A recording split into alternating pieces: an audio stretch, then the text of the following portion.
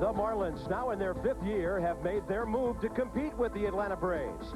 The pitching staff bolstered by the addition of Alex Fernandez, giving the Marlins a rotation to challenge what is clearly baseball's best. Their lineup strengthened by the signing of Bobby Bonilla and Moises Alou, both added to give the Marlins a lineup that can compete with the Brave sluggers. And Jim Leyland, a proven winner in the dugout. The Braves meet the Marlins on ESPN Wednesday Night Baseball. Big crowd expected tonight, and if the Marlins are looking for an early gauge of how good they are, they might get it tonight. 5 back of the defending champs. Leland's Marlins are the pursuers. McGriff had a 2-homer game a week ago tonight. Klesko is his protection in the lineup, but Chipper Jones is out again, still nursing that pulled groin muscle. Bob Carpenter, Dave Campbell, welcome to Florida.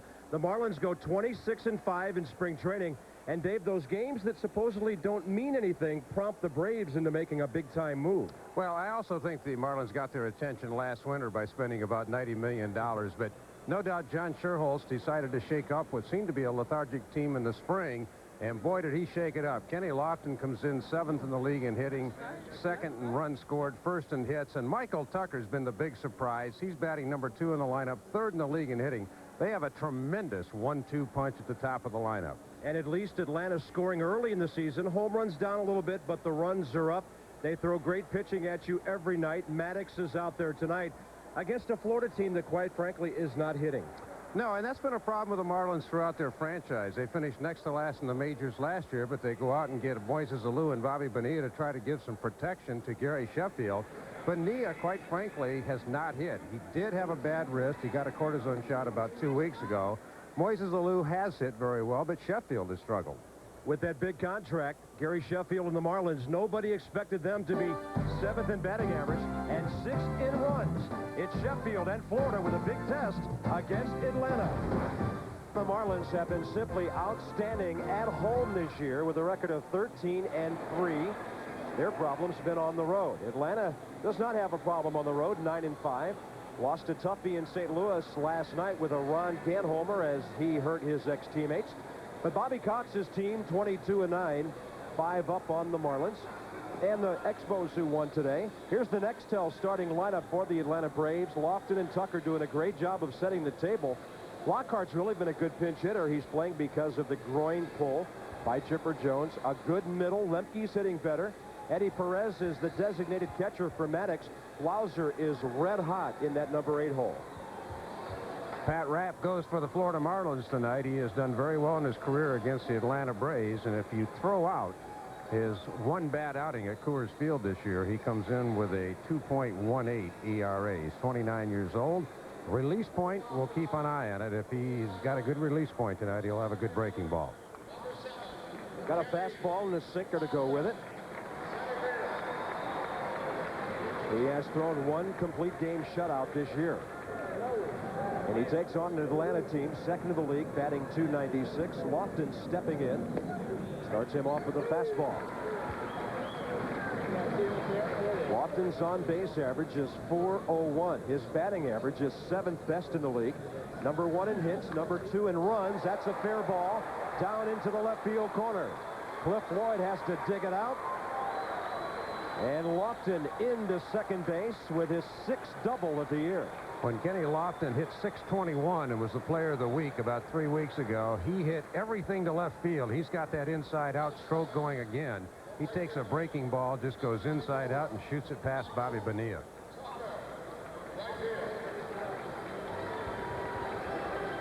Breaking ball, and Kenny just with that great inside-out stroke into the corner. No chance for Bonilla as he was playing in to guard against the bunt.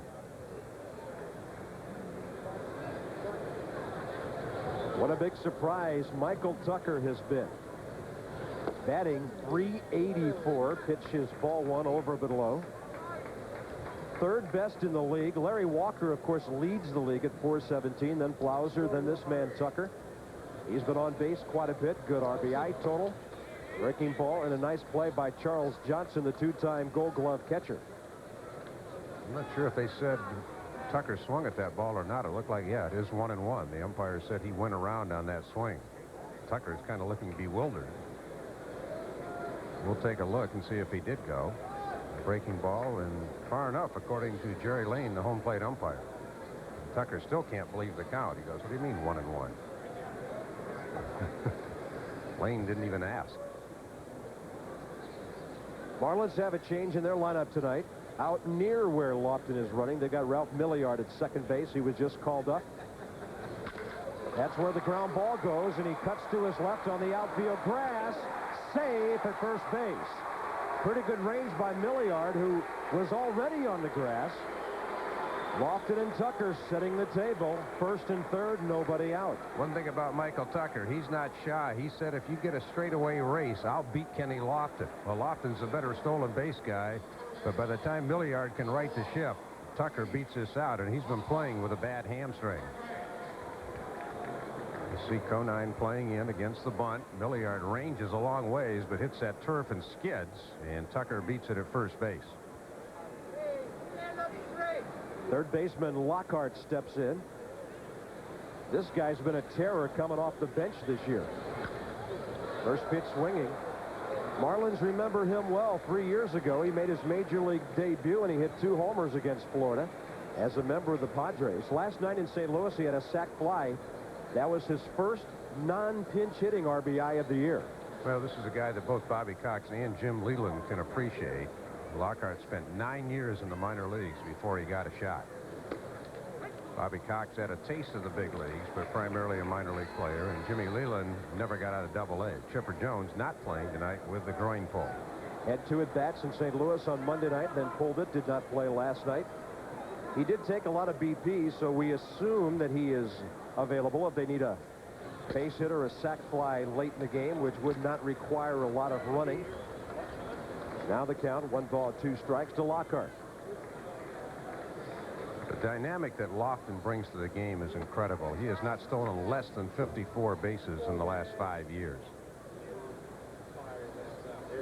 Runner early break off first. Now a rundown. Renteria chasing him back. Conine, everybody's watching to see what Lofton's going to do. He's coming home, out at home.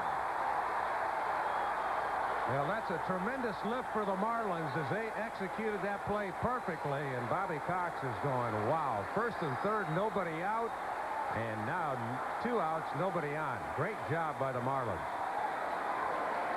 How often do you see a double play without a pitch being delivered to home plate? Well, Tucker just took off too soon, and now watch how Renteria watches. Conine's going to watch. He's still watching. Gives it to Milliard, I believe, and then the throw home, and Charles Johnson has Lofton. So well executed by the Florida Marlins. Base is suddenly empty in 2 outs. He's 1 pitch away from being out of this inning. Breaking ball hangs up and away. 2 balls, 2 strikes. Well, it's really important, especially with a guy like Maddux. You get him a run early, and the way the Marlins have struggled offensively, that is a huge play. Now the count goes full 3-2. You know, with Charles Johnson, I know runners think they have to get a good break, but obviously Tucker left way too soon. That was not a double steal. He just thought he got a break, and then it becomes a disaster for the Braves. It's a double caught stealing, actually, to deep short. Renteria, long throw, and how about the tide turning in that first inning? Atlanta puts the first 2 aboard, then they lose them both caught stealing. Marlins coming up. Brought to you by Nextel. Jim Leland's team not scoring a lot, not really hitting much. They call up Milliard today to replace Castillo. Luis with a bad heel. Renteria, Floyd, Sheffield, and Alou. Bobby Bonilla with no power down there in the number 6 hole. Conine struggling a bit. Charles Johnson, and then Pat Rapp. Conine has handled Maddux very well. Greg is 3-1 on the year. 3rd best ERA in the National League. Also 3rd best in opponent's batting average with only 190 they're hitting against him. How about the repertoire of Greg Maddux? Fastball, hopefully throw it knee high, somewhere knee high. If it's on the corner, great, but if it's knee high, that's okay too. I try to throw I have a slider that I throw to lefties off my index finger, and then I have the one to righties off the middle finger. The one off the middle finger breaks a little bit more and is a little bit slower. And then I have changeup. just circle change, kind of like that, launch it, and occasional curveball. And he works very fast. Here's his second pitch. Bouncer up the middle, base hit. Milliard, after hitting .282 at AAA, is aboard to lead off the bottom of the first. Well, I saw Maddux lose 3 games last year that I broadcast, and there was a hit, a bouncer over his head. In all 3 of those, it was key. We'll see if that is or not with Milliard. You look at his numbers. The most amazing number I've seen since 1993, when his team scores 5 runs or more, he is 55-1.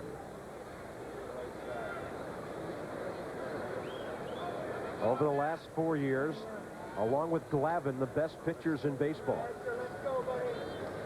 Milliard has some speed. McGriff holding him. Edgar Renteria stepping in.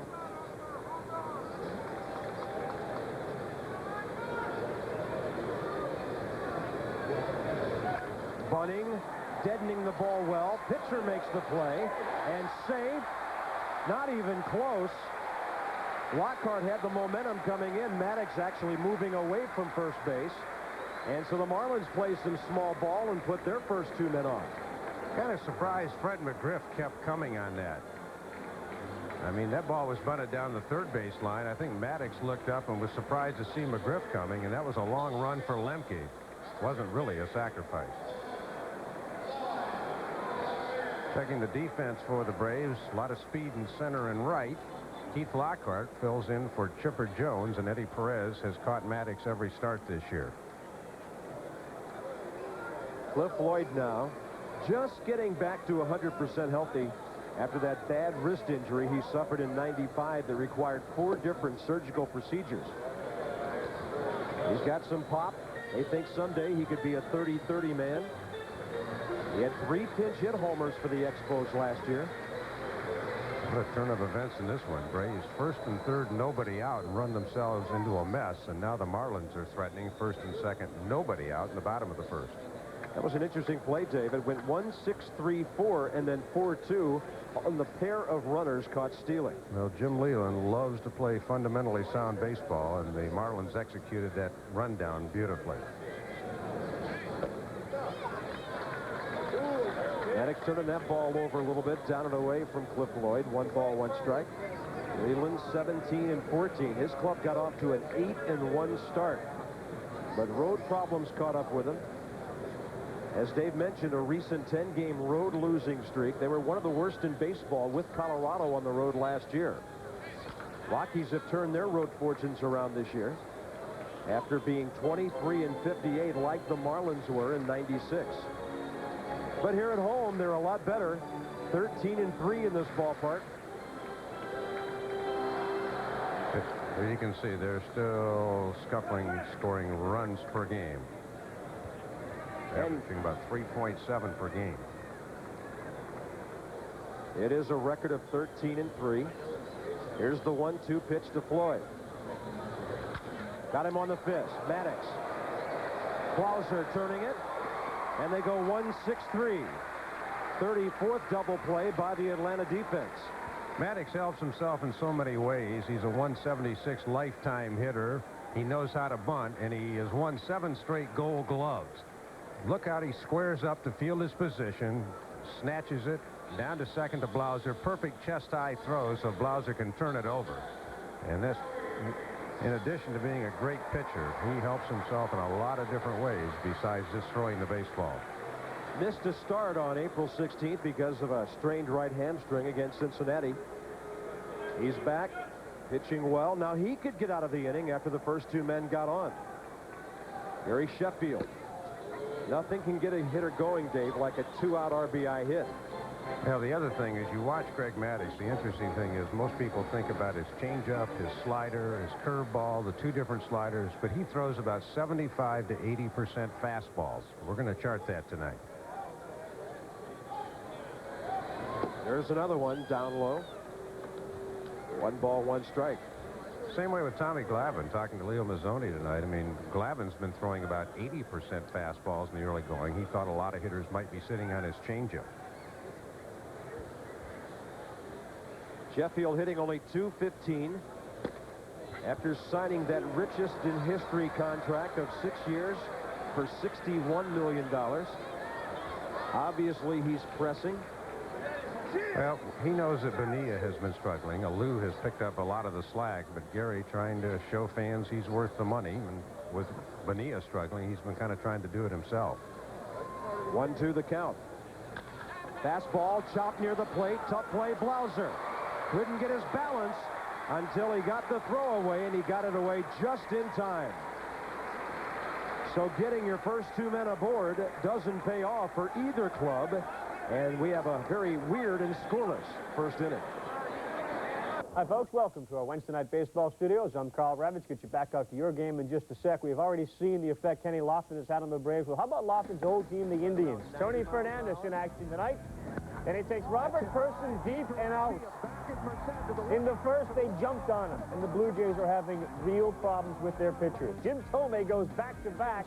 Indians go up 2-0. Person throws 20 pitches. He's taken out. They're concerned about his shoulder. Back to Florida. Thank you, Carl. Blue Jays coming into that game having won their last 4. Cleveland on top of the Central with the Royals at 15-14. First pitch swinging, second inning, and Fred McGriff retired by Jeff Conine. You know, Carl mentioned Person left the game. Eric Hansen may be done for the year, and Juan Guzman has been pitching with a bad shoulder. He's missed a couple of starts. So after Henkin and Clemens, it's getting a little thin in that starting rotation for Toronto. Speaking of pitching, I don't think the Giants are second in the National League anymore, Dave, after today's 19 runs yielded to the Expos at the stick. Giants got to hope a lot of those were unearned. Here's Klesko. He got around late and rifled one into the seats over on the left side. Say, we talked about the Marlins' offensive woes. Atlanta had a terrific month of April. They averaged 5.8 runs a game, but here in May, they're only hitting a .199, and they're averaging less than 3 runs a game. Gary Sheffield in right, Alou in center, Floyd in left.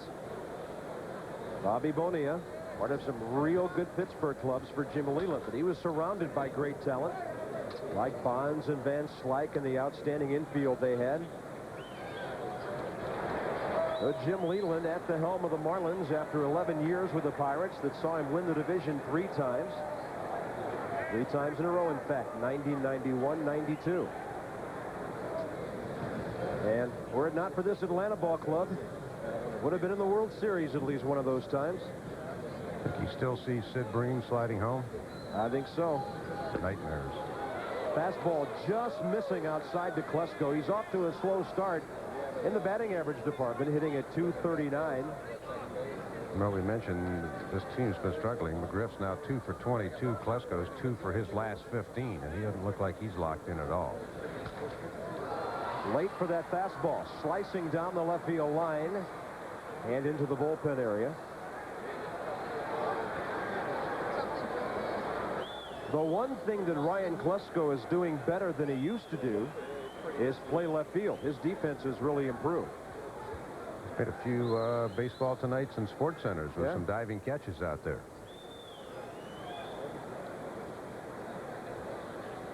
A lot more power last year in the month of April than this season. Only 4 homers on the year. He's hit Rapp pretty well. And Pat missing with that sinking fastball. 2 balls, 2 strikes. Lemke to follow. He's been swinging better lately. Braves second in batting average behind the Rockies, third in homers behind Colorado and Montreal.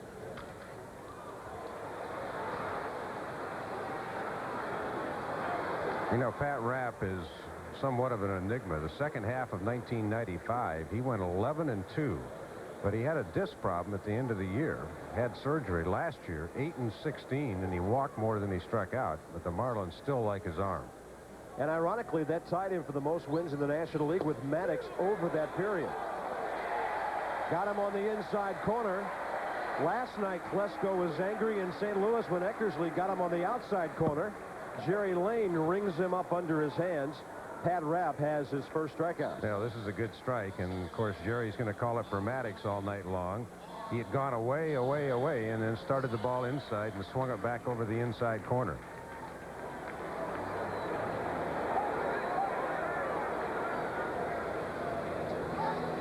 Switch hitter Mark Lemke stepping in.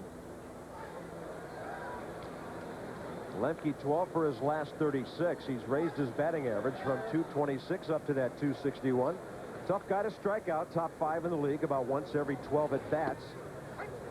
He gets another breaking ball from Rapp, and it's 2 outs, bases empty. Lemke, the number 6 man in the Atlanta batting order. Javier Lopez on the bench tonight with Perez catching. So Lemke batting a little up higher than he normally does. Lemmer looking forward to tomorrow night. He's hitting .448 batting right-handed, but only .175 from this side of the plate. Tony Saunders, a left-hander, pitches for Florida tomorrow. Little short 2-game series here. They'll play 2 in Atlanta next Tuesday and Wednesday. That's a weird thing about the scheduling, Dave. A lot of these little 2-game series early in the season, and then you don't see these guys for another 3 months or so. Well, most teams have between 27 and 30 2-game series this year because of interleague. They got to get that ironed out because this 2-game series stuff is not going over well with management or the players right now. A lot of travel for few games. Tonight is the first divisional game of the year for both Atlanta and Florida. Jim Leland's club, at least the one he took over, 25 and 27 in the National League East last year. The Atlanta Braves were 12 over 500. Bobby Cox's team went 32 and 20. They dominated Montreal 10 and 3. They dominated the Phillies at 9 and 4, but the Marlins beat them 7 out of 13. Their other record was 7 and 6 against the Mets. Well hit by Lemke. It'll hang up in the air. It's tough to hit a ball out in center or right center here. And the Braves are gone in the second. Pat Rapp working a 1-2-3. One of Florida's best hitters, Alou, coming. ESPN Wednesday Night Baseball from Miami. Bottom of the second, Alou, Bonilla, and Conine. For the Florida Marlins, they're hitting .241. Moises Alou by far their best and most consistent hitter so far. Booted big time by Lockhart. He had to come forward and play the short hop. Second straight inning, the Marlins put the leadoff man aboard. Well, Lockhart is basically a second baseman by trade, and sometimes going to the other side of the diamond, it's not quite as easy a thing. Chipper not playing again because of that groin pull. This kind of looks like the ball that Cal Ripken had last night, and it hit Ripken's heel and kicked that far over. Now, if you're really going good, that ball would have kicked right to Blauser, and he'd have thrown Alou out, but that one kind of just went off into no man's land.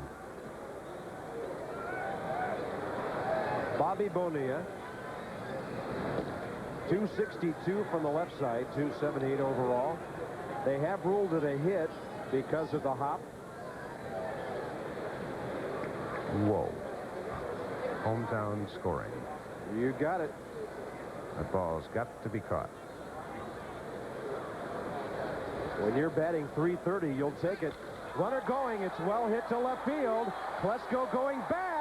Makes the play, crashing into the wall. I was watching Klesko during batting practice tonight.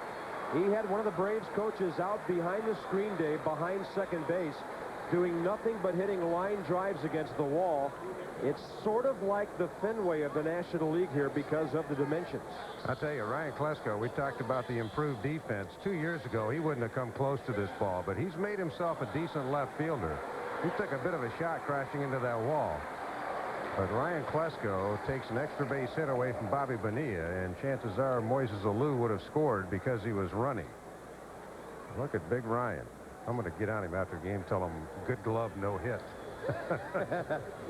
He's definitely scuffling at the plate right now, but he's not taking it out in the field with him.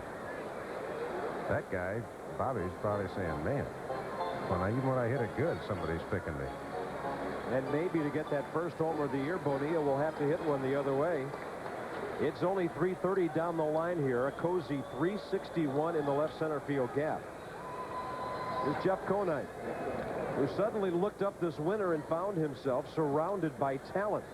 Of course, he had Sheffield before, but then Alou showed up, Bonilla showed up, and a guy who used to hit 4th or 5th here is suddenly batting, for the most part, down in the number 7 hole.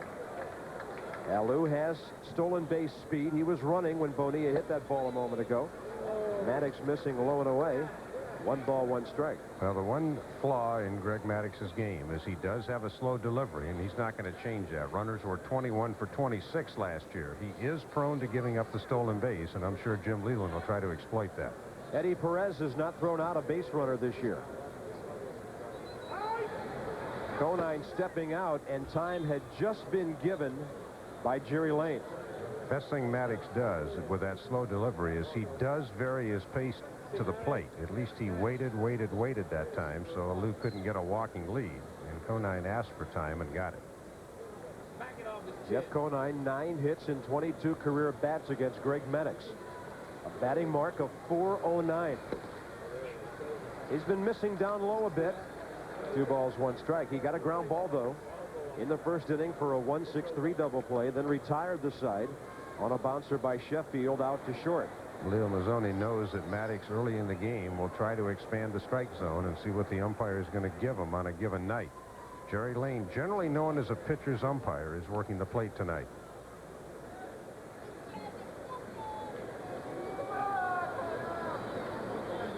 Running count, 2-1, runner holding. Bouncer to short. Should be a 6-4-3. Atlanta turns another one. They turned 2 last night and 2 more tonight. We are scoreless after 2 in Florida. Top of the 3rd coming up. We've seen good defense so far. Atlanta with a couple of double play balls.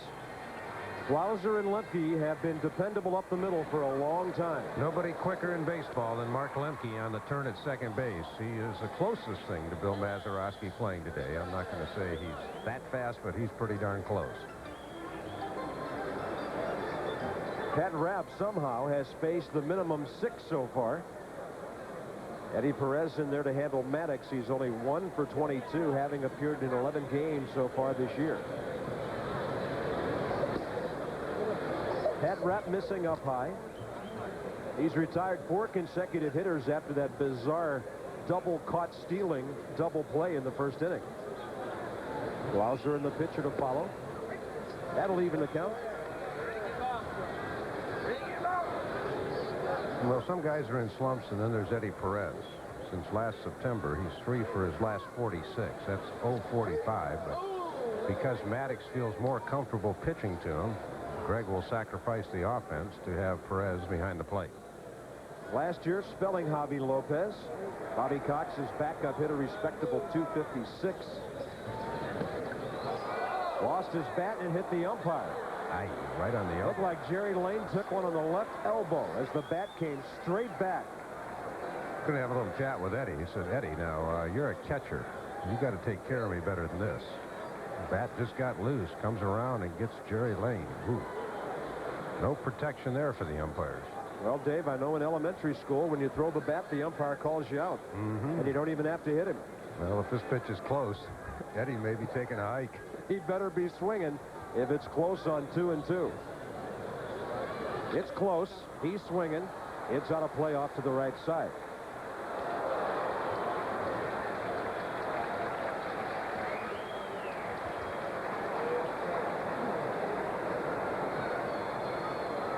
Pat Rapp 2-2 on the year with an ERA of almost 5 runs a game.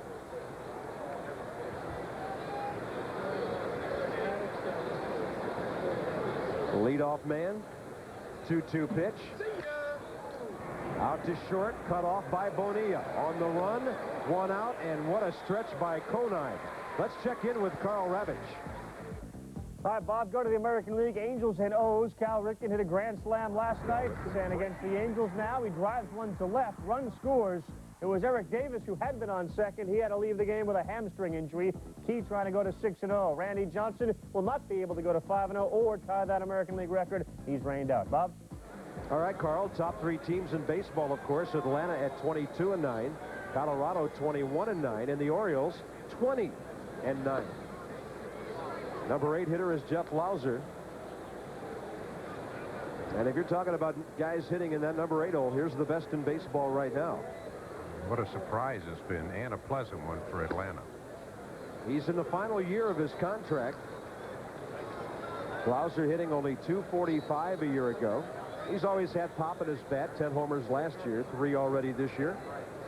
Blau is one of the more unassuming guys in baseball. Bobby Cox is always stuck by Jeff, even when it's going bad. I talked to Jeff before the game tonight briefly, and he basically said, two things. I'm healthy, and I'm hitting over my head right now. Well, last night in St. Louis, Blauser doubled the right center. He singled to right field. Had a hit in 3 at-bats Monday night in the first game of that series. So he's really spraying the ball around using the whole park. This time he pulls it. Bobby Bonilla to his left. He's taking care of the first 2. It'll be Rapp against Maddux. First of our doubleheader tonight. Coming up later, we're going to go out to Dodger Stadium. Pete Shurik and Ramon Martinez, they're both 2-2. Deion Sanders leads the league in stolen bases with 20. He's been the one bright spot offensively for Ray Knight. And Mike Piazza hitting for good average and power. Dwayne Stats, Joe Morgan later, Reds and Dodgers.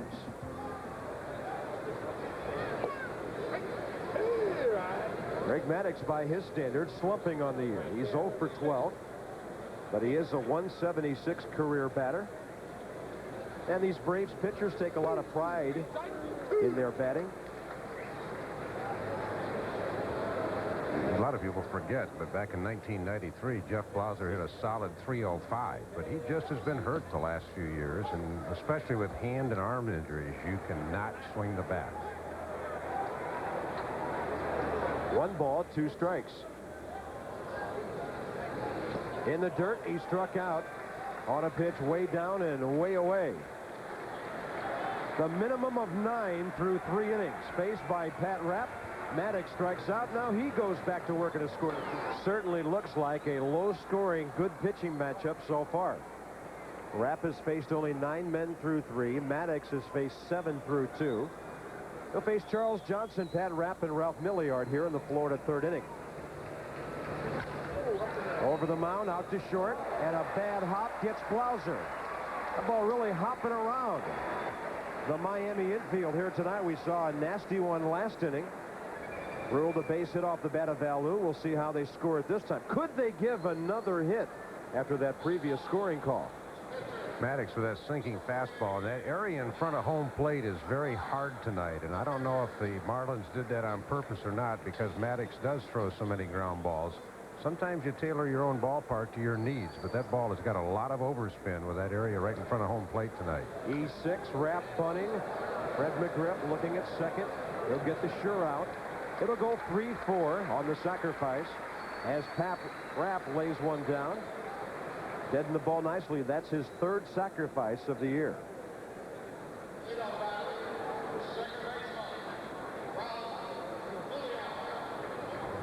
And of course, it was ruled an error on Blauser a moment ago. Atlanta's 23rd boot of the year.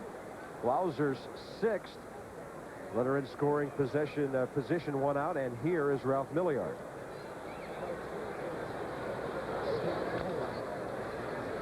So that area in front of home plate is going to control the speed of the ball. A lot of times at Dodger Stadium, it used to be brick hard out there, but if you keep that area in front of home plate hard, the ball's going to pick up speed going to infielders and create a lot of bad hops, and a lot of balls are going to get through the infield.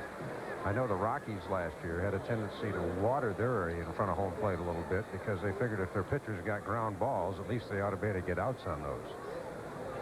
Milliard with a base hit up the middle first time. Swinging a miss on a breaking ball. No balls, 2 strikes. He's the 10th man to bat in the game. And Maddux has thrown a first pitch strike to all 10. Well, that's nothing unusual for Maddux. He does that about 75% of the time. Second time through the order. He's only thrown a couple of breaking balls. He just threw one to Milliard there.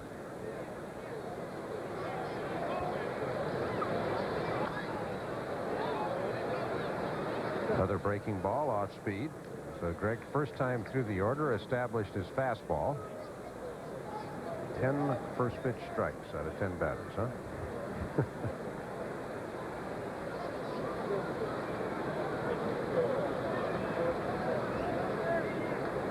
Runner in scoring position with 1 out. Milliard had 15 RBIs with 3 homers at AAA. Just got the call today. And he is rung up as Maddux just finds a corner on him. And that is strikeout number 1 for the Atlanta pitcher. Look where Perez is set up. He's actually set up outside the strike zone, and Maddux brings it back in. Jerry Lane rings it up at the knees. Tailing fastball coming back in. 5 off speed, so again about 80% fastball. Over the mound, out to second, lefty near the bag, and a fine play throwing the ball back across his body to retire Edgar Renteria. Second runner stranded by the Marlins. To the top of the fourth we go, and Kenny Lofton, who singled, was wiped out on the bizarre double play, leading off.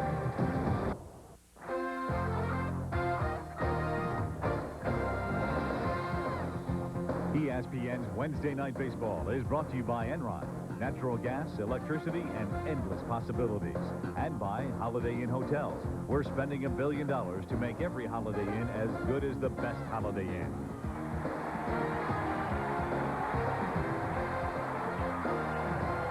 Atlanta Braves do not have any base hits since the first inning. The two guys who lead off here, the ones who had them, Lofton and Tucker. And with first and third, nobody out, they ran themselves into a bizarre 1-6-3-4, 4-2 double play without a ball being thrown to home plate, at least by the pitcher. The little offer to bunt. Tony is in close at third. Bobby, this is one of the games that Kenny Lofton can take over where he can manufacture a run. And the way Maddux is going tonight, one run would look huge. Marlins had a runner at second base with a one out and couldn't do anything with Charles Johnson. Love to see Kenny get on first and have that confrontation with Charles Johnson, because Rapp's pretty good at getting the ball to the catcher. Close to the inside corner. Jerry Lane says ball 2.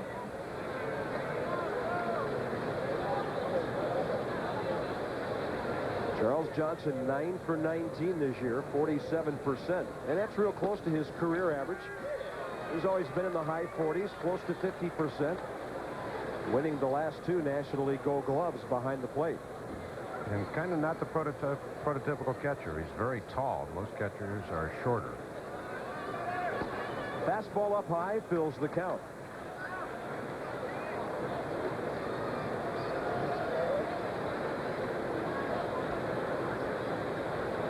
That's where Lofton almost always knows he's going to get fastball because they don't want to walk him. Got jammed a little bit. Out to second. Milliard in a hurry for the first out. 8 straight now for Rapp, and let's check in again with Carl Ravitch. All right, Carp, new manager in Florida, new manager in Houston, and Jeff Bagwell and the others who pledged their support to Larry Dierker. And then Bagwell early on against Armando Reynoso. Home run, throws up 1-0.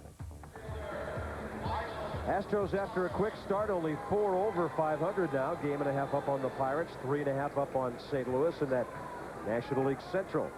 There's Tucker.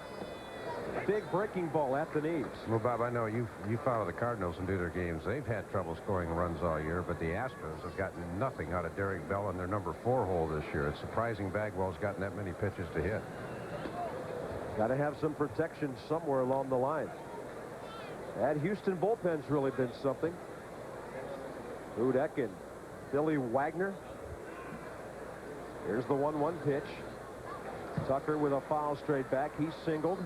First time up. His batting average is on the climb. Michael Tucker batting .390. There's the NL Central. Pirates are at Colorado this week, and the Cardinals are entertaining the Phillies tonight. Cincinnati's on the West Coast. Later tonight on ESPN, talked to Ray Knight last week. One of our ESPN crews was in Cincinnati, and Ray said, you know, when you're not hitting, that's one thing. At least if you get good pitching, you're in ball games. The Reds pitching has been so bad, they haven't even been in most of their games this year. There's some high heat. 9 straight for Rapp now. That's his 3rd strikeout. Well, Rapp settled in after a 1st and 3rd nobody out situation back in the 1st.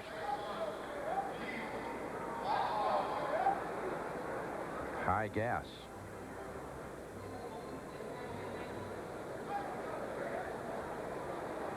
Lockhart thrown out first time on a good play in the hole by Edgar Renteria.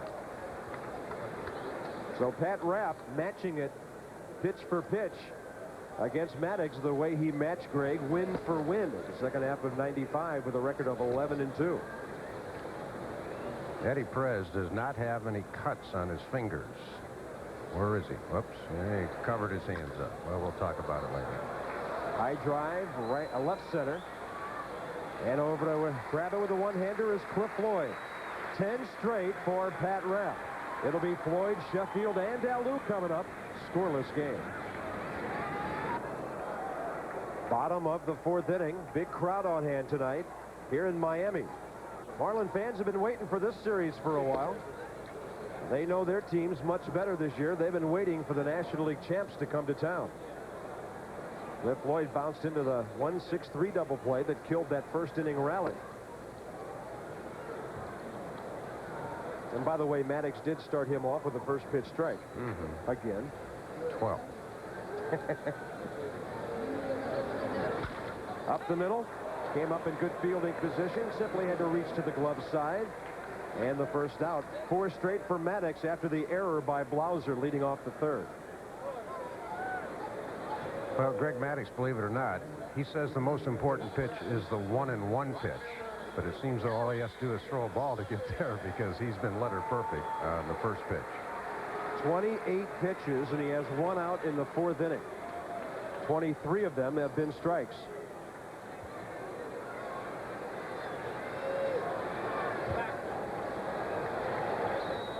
Gary Sheffield saying today, you just hope when you face Maddux and your team has not been hitting, you only hope he can have an off night and maybe you'll get a couple of runs. He hacks one into left field, and Klesko picks it off. We likened this ballpark earlier to Fenway. There are times when you can play a little shallower in left field because of the short porch, the way Yaz used to do up in Boston. No, Ryan Klesko has definitely helped Greg Maddux tonight. Nice catch at this one. He really saved his bacon back when Bobby Bonilla hit that crusher to left field, but that one almost too hot to handle. Klesko going, whoa, that had some smoke on it. Very quickly, 2 outs, bases empty. Moises Alou, the batter. He got a gift from the scorer on a bouncer off the glove of Lockhart for a base hit back in the 2nd, but he too was wiped out on a double play.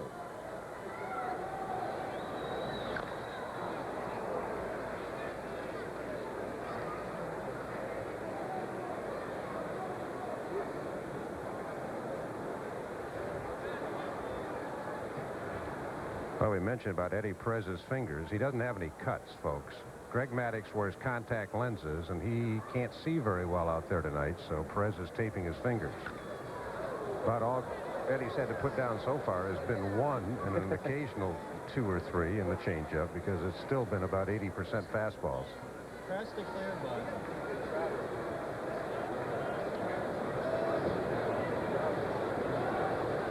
0-2 the count. 5. And he got him at the knees in the outside corner. It takes 50 minutes to play 4 innings here in Florida. Braves and Marlins scoreless. Check on the Phillies and Cardinals. Last night they had to deal with John Smoltz. Tonight they deal with Bobby Munoz and Ron Gant. He takes care of the Braves pitchers pretty well. Does it to Munoz here. Gant's get 5 this season. The Cards are up 2-0. All right, Carl, his last 3 had come at the earliest in the 8th inning. 1 of them in the 9th. Cardinals trying to get those bats going with Brian Jordan now put on the DL. It's a good thing they got Ray Lankford back. He's been red hot for 2 weeks. Pat Rapp's been red hot for 4 innings. He's retired 10 straight. Upstairs to Fred McGriff, who bounced out on 1 pitch back in the 2nd. He's leading off for the 2nd time.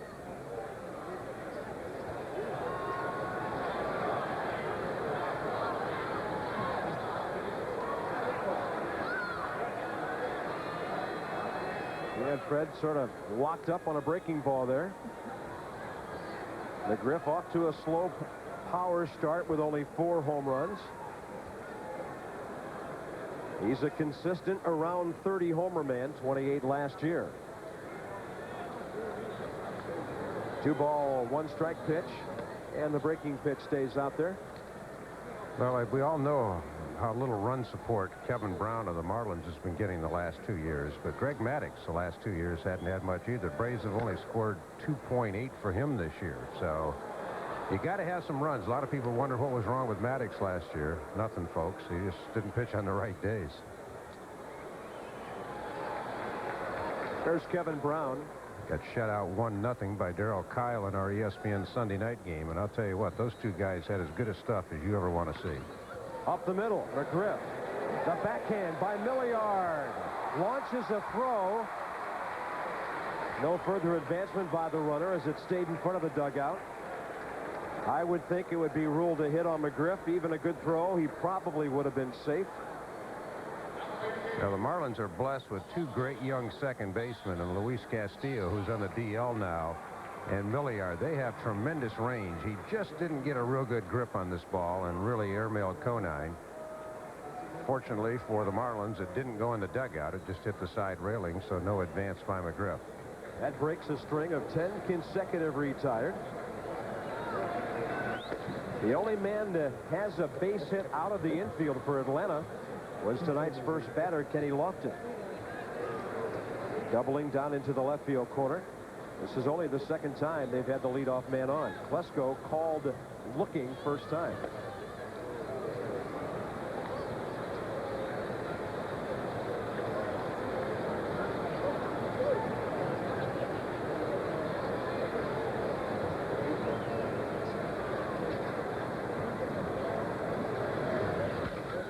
Right past the pitcher's mound. Fred McGriff stops at second.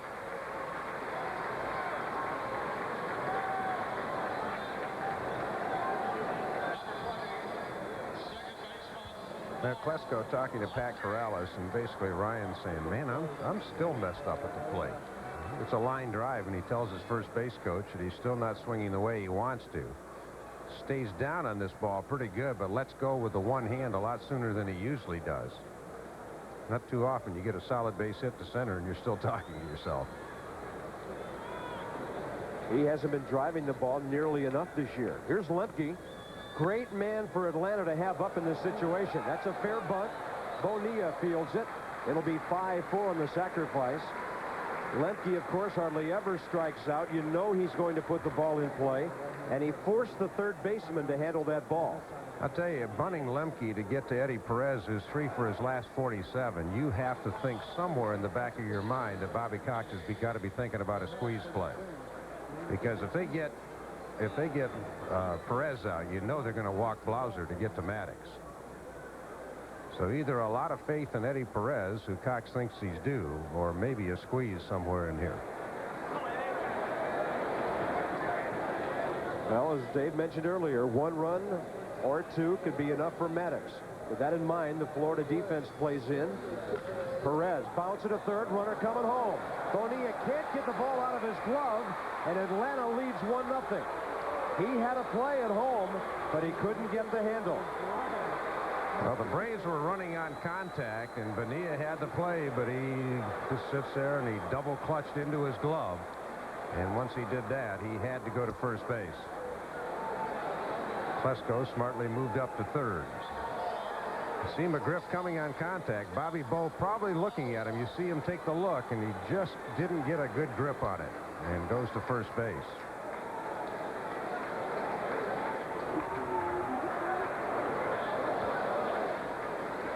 Bobby knew once he did the double clutch, he only had one play. Rapp goes to the windup with a runner at third and 2 outs, and here's Blauser. He was offering to bunt. It was not the suicide squeeze. Down the line about 15 feet was Ryan Klesko. Then he retreated when he saw that Blauser had missed it, or at least laid off. It's ball 1. Not a bad play. You just got to be alert at third base with 2 outs. Blauser was obviously bunting for the base hit with Bonilla back, and now Bobby's going to creep in just a little bit. Yeah, he'll be about even with the bag by the time he comes in.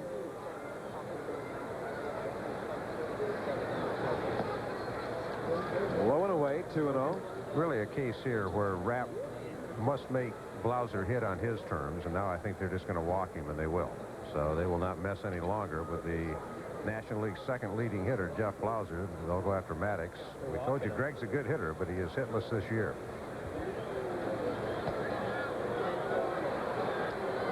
This intentional walk will be Pat Rapp's first pass of the night.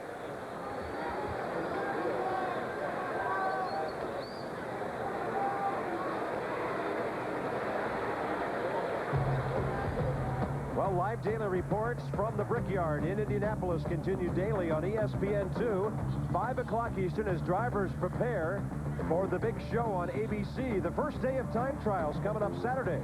The coveted pole position at stake on ABC Sports Live at 1 from the famed 2.5-mile oval coming up this weekend. Now the Derby's behind us and the 500's ahead. And here's Maddux with runners at the corners. He is 0 for 13 this year, looking for his 38th career RBI.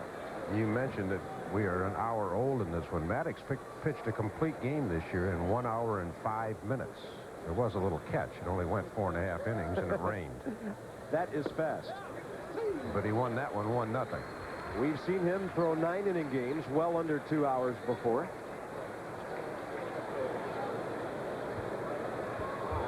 At third base, Klesko.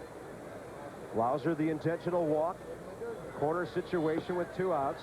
And the fastball misses. 1 ball, 2 strikes. Had a chance to visit with Hank Aaron earlier this week. He joined us in the broadcast booth, and I asked him toughest pitchers, and he said the guys that came right after you through strike 1 that got ahead of you. He said, I love to hit 2-0 and 3-1. And Maddux gone. On strikes for the second time. 4 Ks for Rapp. Braves pick up a run. Thank you, Carl. And here in Florida, first pitch ground ball, and Bonilla, after failing to make the play, after Lemke's sacrifice bunt set things up. He's out starting off the bottom of the 5th inning. Craig Maddux has faced 15 batters. He has thrown 15 first pitch strikes. He's thrown 38 pitches. 34 of the 38 have been strikes. The surgeon is on call.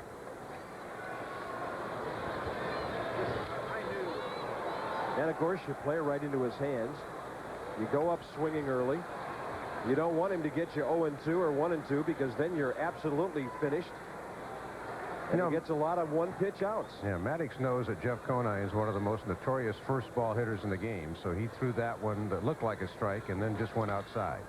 Down to third, over to his right, Lockhart. As Dave mentioned, a transplanted second baseman. They've got a new computer model that is being used to measure what kind of range major league players have. They can sort of take a visual of the entire infield and chart how a guy moves defensively. Keith Lockhart, surprisingly, comes up as one of the top guys over the last 2 years in baseball in terms of range and getting to the ball. Yeah, but there's one flaw with that system they have. A place like Colorado that has such a spacious outfield, the outfielders who play there are never going to rate well because the balls get in. Smaller ballparks in the outfield, outfielders can get to. They rate the infielders and outfielders. I think if you mentioned that, Dave, to people, there was no way they would ever mention a guy like Dave or Keith Lockhart. Yeah. I mean, he would just be an overlooked player in that sort of thing, but baseball people know how he can go get them. And, of course, third base a little bit different, being a reaction spot. But great to have a guy like that to play behind Maddux when you have a Chipper Jones unavailable.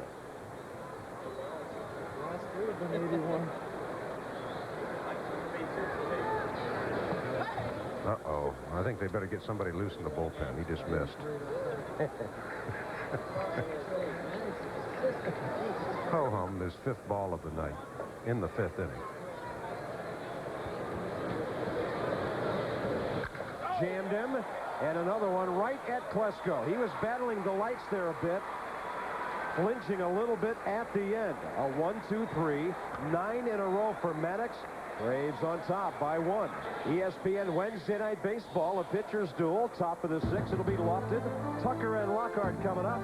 And hockey fans, turn to ESPN and the Dews tomorrow for an NHL doubleheader. First, 7:30 Eastern, it's the Red Wings and the Mighty Ducks. The Wings won 5-3 yesterday, and they take a 3-0 lead. And, of course, the Rangers and the Devils are battling. New York on top of Jersey, 2-1. That's the ESPN game. These guys are working so fast, it's hard to tell you about anything other than the throws from the mound to the plate. Wrapped right back to it. Lofton 1 for 2 with the double, and then Tucker and Lockhart here in the 6th inning. Off the pitcher. He pounces. He's got a play, but he can't find the handle. He was going to shovel it underhand, and the speed of Lofton puts pressure on every defensive player on that infield. Not sure where this hit, Pat. Looks like he's limping a little bit, and Jim Leland and the trainer will come out and have a little chat with Pat Rapp. That ball got him in the area of the foot somewhere. And Leland will come out and check on his pitcher. Lofton scorches it. Hit him right on the, looks like the left instep. He still had a play, but like Bonilla, he took his eye off the ball to look up, like Bonilla did on that ground ball to third. And, of course, last inning, Ryan Klesko lined one right over his head through the box for a base hit. Rapp says he's fine. We got the interesting confrontation we were hoping for. Lofton at first. Rapp last year, runners were 10 out of 20, so they were 50%. So he gives his catcher a chance. And Charles Johnson, one of the best in the majors at throwing. Been a night for infield hits. Of the 8 in the game, 5 of them have not left the infield. Lofton, 12 steals in 18 attempts. Johnson outstanding. He is poised. And Rapp looks the runner back to the bag. 3 best balls hit tonight. Ryan Klesko has grabbed 2 line drives, 1 at him, 1 he came in on. But the play of the night was the one he made going back on Bonilla in the 2nd inning. I wasn't here. I'd be watching it.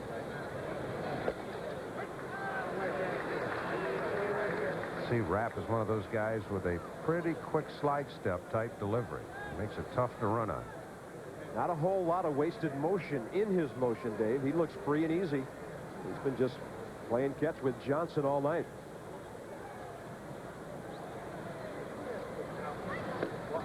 And the offer to bunt. It's a strike. 0-2 to Tucker. Well, I don't know if that was Michael or Bobby Cox putting the sign on, but if that's a bunt sign to Michael Tucker, that's a supreme compliment to both Rapp and Johnson for Cox thinking, I don't think Kenny can steal against these guys. Deion Sanders, the only man in the National League with more steals than Lofton. Deion has 20.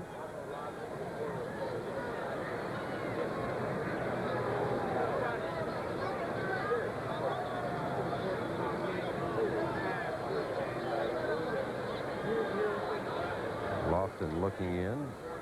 Sometimes you study the catcher to see if they give anything away. Sometimes just where they set up gives you an indication whether it's a fastball or a breaking ball. 0-2 pitch. Instead, another look. Lofton back. Against a left-handed hitter like Tucker, if Charles Johnson sets up on the inner part of the plate, then you can maybe guess breaking ball. It's not 100% sure, but if you set up on the outside, you know this is going to be fastball here. It was almost a semi-pitch out.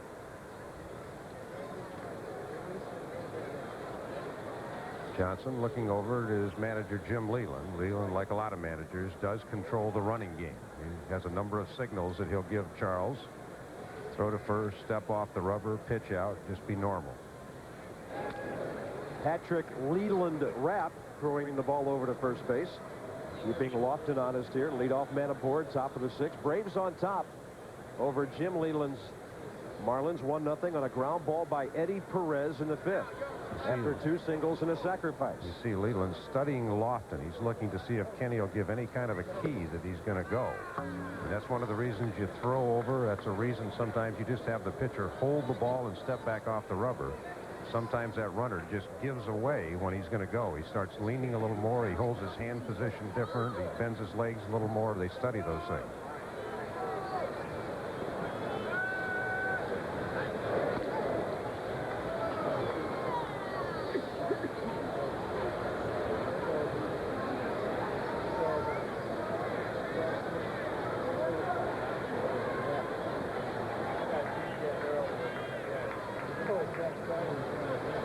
Pitch.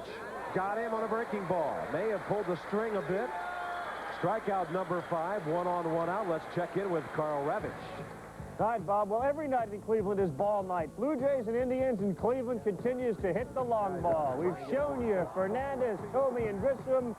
Another ex-Brave, Dave Justice, has got 10 this year, hitting about 370, and McDowell's throwing a gem, fellas. Justice becomes the 4th American leaguer into double figures in homers, joining Griffey, Martinez, and McGuire. It looked like about a $4 home run. Didn't I see some beer come flying out over the left field stands there? some fan just dropped the beer and decided to try to get the souvenir. They've been busy in those seats in Cleveland tonight.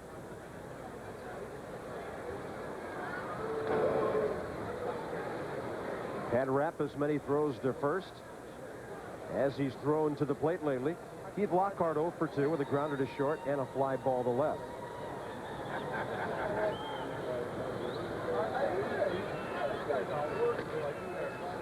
That's a fastball that misses up and away for ball 1. Kenny Lofton is showing no inclination to challenge Rapp and Charles Johnson. He hasn't even really taken an aggressive lead yet.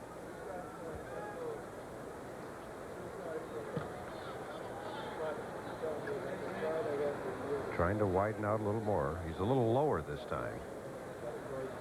Holding. Could be 2. Out to short, Renteria. And the pivot by Milliard. Second double play by the Marlin defense tonight. Atlanta's turned a couple. Braves still on top by just 1. There's your line score. Only 1 tally. That was in the 5th inning. A couple of singles, a sacrifice, and an Eddie Perez ground ball. If Bonilla could have made the play to home, this would be a scoreless ball game right now. Pat Rapp leads off. He sacrificed first time up. 2 for 11 with an RBI this year. Maddux working quickly, missing low and away. 1 ball, 1 strike. Milliard and Renteria to follow in the 6th. Well, look at your pitch selection. He has only thrown 7 pitches outside the strike zone. Near the right field line, Tucker into foul ground. Plenty of room down there. Atlanta players, of course, are making the adjustment to the new Turner Field that has a lot less foul ground than their old ballpark did. Leo Mazzoni telling us before the game that it means an out or 2 or so every game. Plenty of room down the lines here in Miami, and they go to the top of the order now from Milliard, then Renteria. Well, Greg Maddux is going to have to go some to catch Red Barrett. 1944, he threw a 58-pitch complete game. Maddux is at 45. I mean, chances are that might have been towards the end of the season when everybody was hurrying to catch a train home. But Greg Maddux has thrown 19 out of 19 first pitch strikes. That is unbelievable. Even for Maddux. Milliard with a base hit and a strikeout. Little inside out swing, easy for Lemke. Hey, folks, for youngsters out there that hope someday they might be able to throw 93, 95, 96 miles an hour, Greg Maddux, once in a while, he'll touch 90 on the fast gun, but most of the time he's 85 to 88 with great movement. You don't have to be a burner to be a great major league pitcher.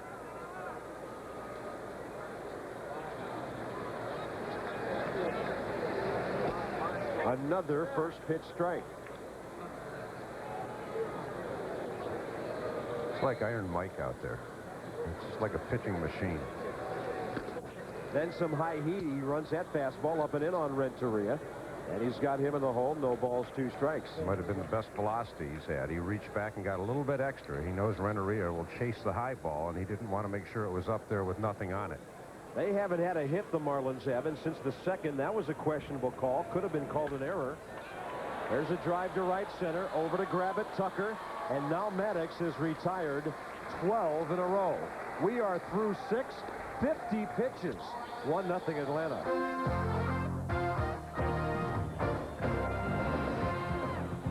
ESPN's Wednesday Night Baseball is brought to you by American Express. Wherever you are, whatever you're doing, American Express helps you do more. And by the Coors Light Wide Mouth Can. Tap the Rockies with a smoother pour.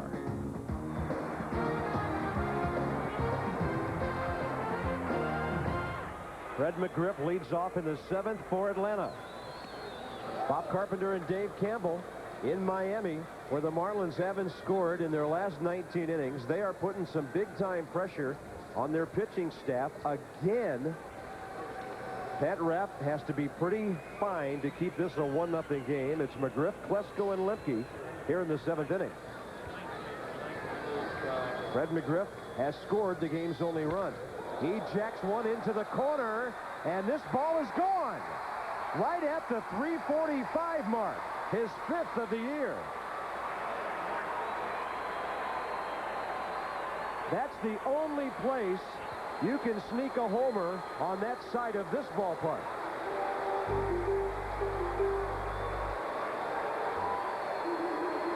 Well, if you ever saw any of the old World War II documentaries and saw tracers on the anti-aircraft, that's exactly what that baseball looked like. It got out of here in about 1.1 seconds. Down and in the power zone, and Crime Dog, if that ball was throwing 92 miles an hour, he hit it about 120. He was running hard because he thought it was so low it might hit the 8-foot wall out there. It snuck over the yellow line. 3:45 down the line here. I tell you, our camera had trouble tracking that as quick as that ball went. There's another tracer off the bat of Klesko. He hit one right by Rapp's ear up the middle last time. Ryan Klesko 2 for 3. And the Braves making some seventh inning noise. But Dave, this is what happens. When you can't score against the Atlanta pitching staff, eventually their hitters start getting to your guy because you put so much pressure on him. Yeah, and quite frankly, through the first 6 innings, Pat Rapp was almost the equal of Maddux. Now, it's tough to be as good as Maddux has been tonight, but Pat Rapp should have been a scoreless game coming here to the 7th inning. Bonilla should have been able to make that play at the plate, and Larry Rothschild out just trying to calm him down, saying, Pat, you can't cave in. We still got 3 shots left at Maddux, and to the Marlins' credit, they have hit 4 balls right on the button tonight. 3 line drives at Klesko and 1 at Tucker, so they are hitting it a little bit of tough luck. I'm sure Rothschild's saying, you just got to keep us in this ball game. You never know what might happen. Mark Hutton is the right-hander, and Dennis Cook the lefty. Florida's had a pretty good bullpen lately. Jay Powell's been hot down there. Rob Nen's throwing the ball hard, but he's not a factor until they get ahead. Top 7, 2-0 Braves. Now Klesko's aboard, and Lemke 0 for 1 with a sacrifice steps in. Marlins at double play depth.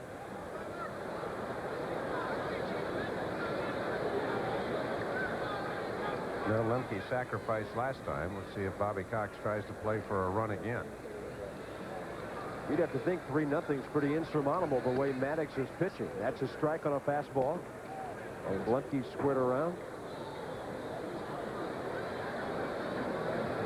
Again, if they do bunt, more than likely it's going to be up to Eddie Perez to try to drive the run in, because if they get Perez, they walk Blauser to get the Maddux again. You just can't pitch to a guy hitting .414 when there's a base open and the pitcher up next.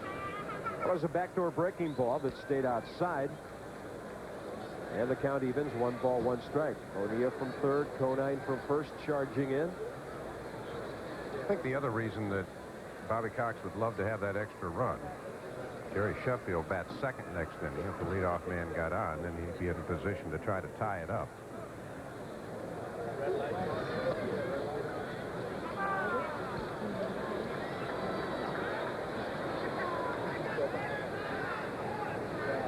Mark Lemke, throughout his career, he's been a big game player for Atlanta. Not one of the guys you first mentioned when you think about this offense, but he's had a lot of key hits in postseason. Plays great up the middle, as Dave mentioned. Quick as hands around at second base. Very reliable with Blauser. If they need more defense, they've got Belliard. Good up the middle are these Braves. Here's the 2-1. Lays it down third base. Bonilla waiting for the second baseman.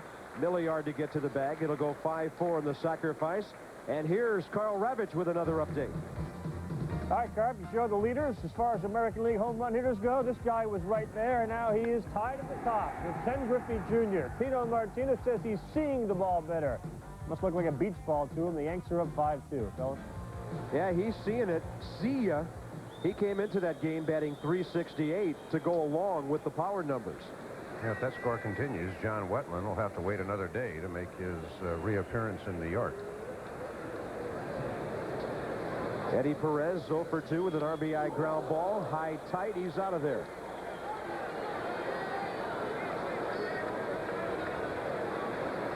Looking for his first RBI of the year. He's 1 for 24. Batting .042. Not a bad fastball hitter if you get it out over the plate.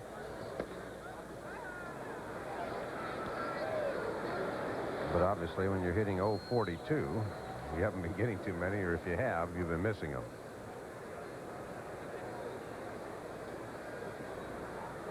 His second RBI sitting out there at second base if he can deliver here. He was after some high heat. 2 balls, 1 strike. Well, when you only get to play once every 5 days and you get that count 2-0, you figure you're going to get fastballs. Sometimes you come out of your shoes and try and hit it. Javi Lopez in his first little mini slump of the year, 0 for 13, but Perez would have caught tonight anyway. Blown away, 3-1. Well, Perez had the count 2-0. He was looking for something in a certain spot. Saw that high fastball, but it was up the ladder for him. Now he's worked it to 3-1. The hot Blauser on deck. Pat Rapp still has plenty of work to do here in this 7th inning. Lesko with a single after the McGriff homer moved up on the Lemke bunt. That's on the inside corner. Pretty good run on that fastball. Yeah, Betty was looking for something out over the plate, and Rapp came in on him. Well, again, Jim Leyland can set the inning up the way he wants if they can get Perez. But if he walks Perez, then he may make a decision to go to the bullpen, or one way or the other. They got to pitch to Blauser. 3-2 pitch.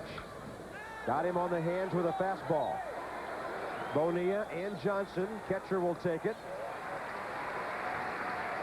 That's the second out. Coming up on ESPN Sunday Night Baseball, the game of the week, the Blue Jays and the Twins. Joe Carter and company.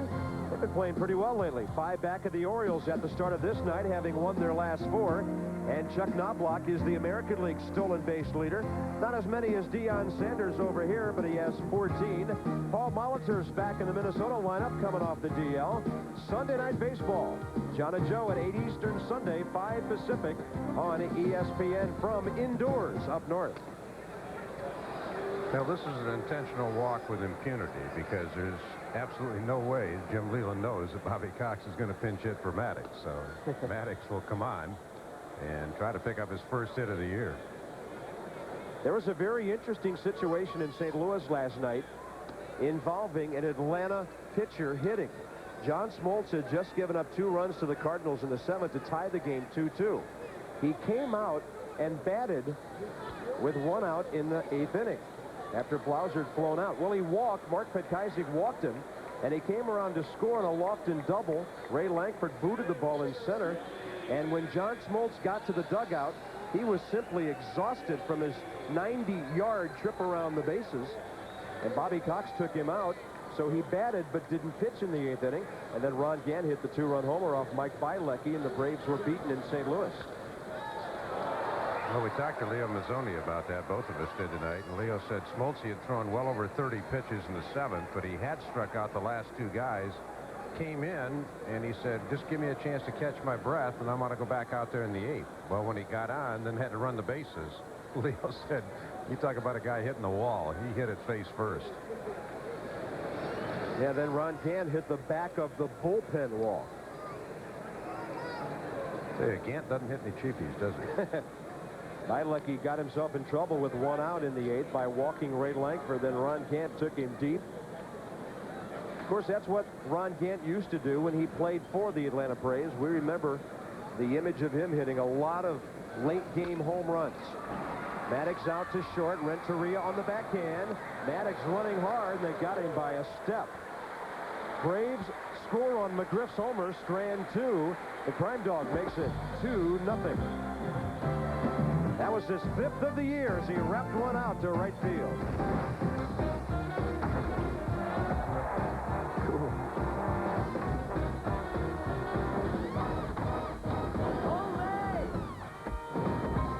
My, oh my.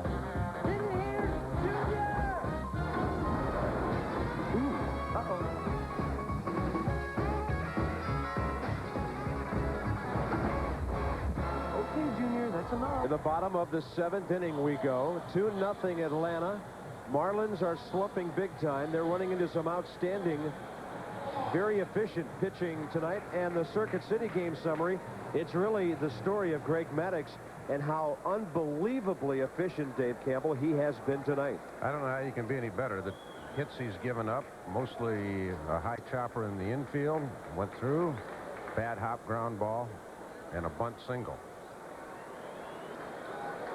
19 straight scoreless frames by the Florida offense, and we'll take that one step further. They have scored in 2 of their last 35 innings. And then he throws a changeup to the first man in the 7th. I think he got mad at Clifford because he started to wind up and Floyd stepped out of the box. So he said, okay, no first pitch fastball for you. And he puts one right in on his hands. Floyd's hit 2 comebackers, one in the first for a double play, and he was retired leading off the 4th.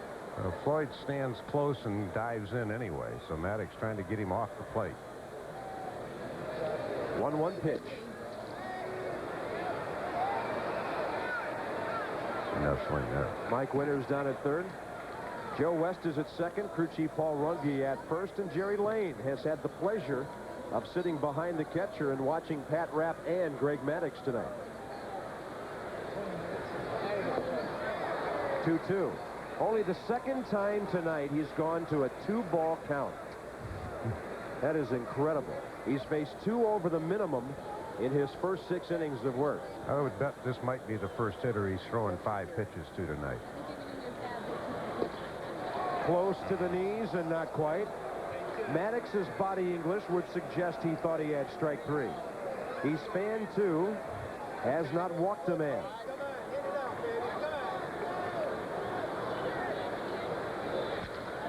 Base hit, and that breaks the 12 in a row. That's the first clean single. Get this, Dave. The first clean single into the outfield since the first man to bat in the game, Ralph Milliard, back in the first inning. The other was a bunt, and the other was a ground ball booted over at 3rd base that they gave a hit on. Now, one of the things Leo Mazzoni was talking to Peter Pasquarelli and I about before the game tonight was how Maddux just goes all out. At the end of the inning, he hit a ground ball to short and sprinted to first base. He's had a hamstring problem, and you just wonder if he tweaked it A or B, if maybe it gassed him a little bit. We'll find out here in the inning. Sheffield goes up hacking. They've made some adjustments to this lineup lately. Bobby Bonilla with no homers recently dropped from cleanup down to 6. That was last Saturday, and that's when they put Sheffield from the 3rd spot to number 4. Jim Leland looking for some sort of combination to generate some offense.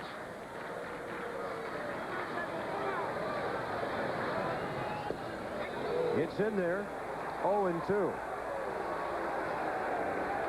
Well, again, the reason Cox wanted that extra run last inning is he knew Sheffield was the 2nd hitter in the inning, and Floyd gets aboard, so Sheffield does represent the tying run.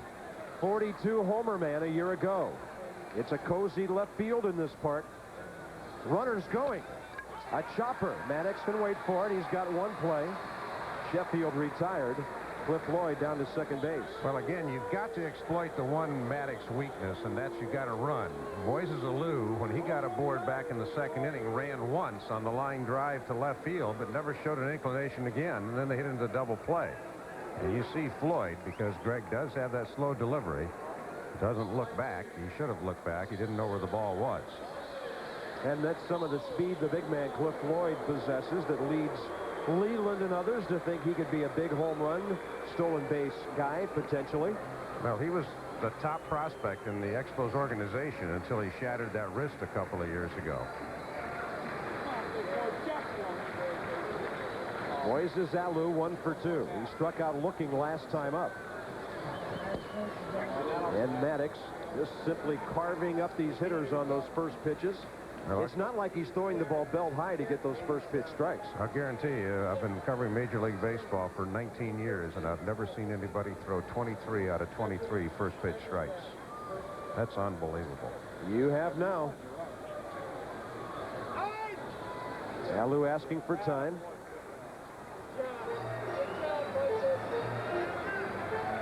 I don't know how long they've been keeping that statistic, but I guarantee you nobody's ever gone 23 for 23. Well, the Marlins usually have things work out for them when they come home. In Houston for the weekend, home the last couple of days.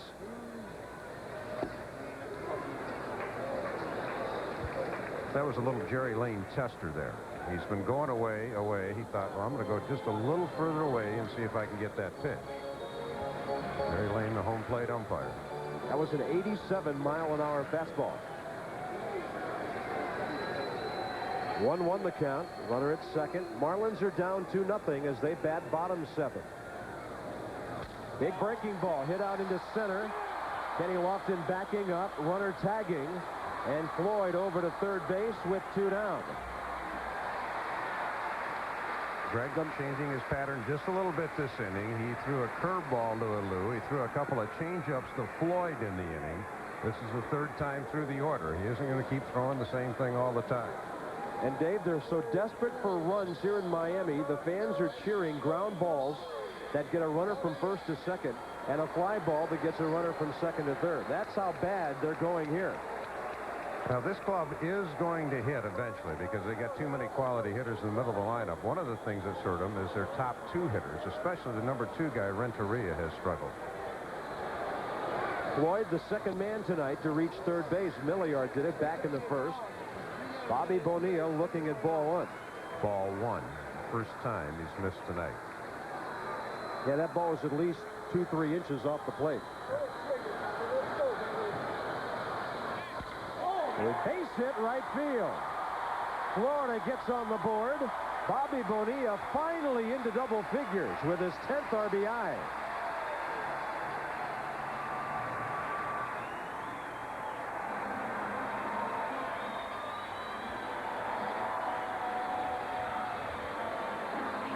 Now, just a reminder, Conine coming to the plate has had the best success of any Marlins hitter as far as average.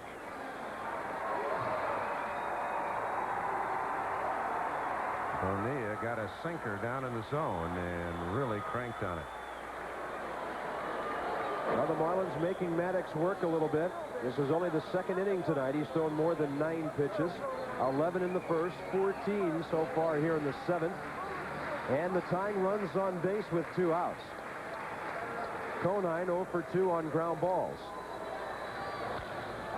Conine 0 for 3 on ground balls. And the Marlins are done in the 7th. They pick up a run on 2 hits. They've stranded 3. 2-1 Braves into the 8th. Pitching, Dave, and opportunistic hitting. They don't have to have much offense on a night like this. No, but, you know, the good thing for the Marlins, they're very much in this game. At least Bonilla got the hit to get him back in it. And, you know, Maddux showed a little sign of weakening by throwing 15 pitches in the inning. Maybe that sprint to first base took a little bit out of him. Red McGriff with a home run leading off the 7th. Made it a 2-0 game. Now the Braves are into the Florida bullpen as left-hander Dennis Cook will take over. They've got Eisenreich at first. So a bit of a double switch here to try to get things tied into the last 2 innings. Well, you see Cook's numbers are good. The first 5 hitters in the inning are scheduled to be left-handed batters. Lofton, Tucker, Lockhart, McGriff, and Klesko. You figure Leland's going to turn this club around. Eisenreich on the double switch takes over at first base. We'll have to see about the 3rd man in the inning. They could pinch hit Mike Mordecai for Keith Lockhart.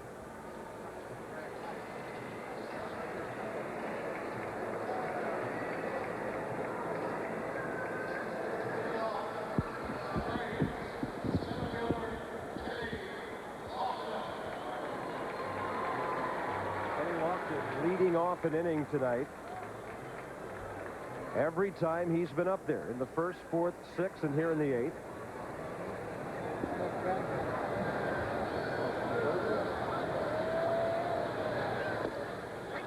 It's another thing, Bobby Cox, by having the number 6 hitter in his lineup, Mark Lemke, he knows worst case scenario if they get Lopez, walk Blauser, and get Maddux out. He's still got Lofton leading off, and he loves to have him leading off innings. And you're seeing, of course, the box score, 4th, 6th, and 8th innings. We bring that to you 3 times tonight, bringing you exactly up to date on what everybody's done in this ball game. And you saw Lofton 2 for 3 with a caught stealing. He's been wiped out on a double play. And that was after he was very stationary at first base back in the 6th inning because of Pat Rapp and Charles Johnson. See if Kenny might try to dump a bunt here. 1 ball, 1 strike. And he is about even with the bag. He's got to get a little tighter than that. 4 feet over my head, I close my eyes. He rung him up on the outside corner. Well, if I had known 2 strikes on Kenny Lofton, I wouldn't have said anything about a bunt. I thought the count was 1-1. Sorry, folks.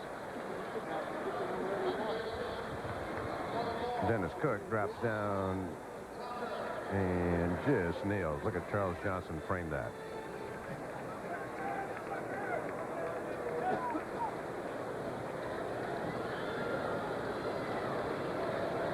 Dennis Cook, a former Giant, Philly, Dodger, Indian. Back 2 tours of duty in Cleveland. Rangers in 95, 96.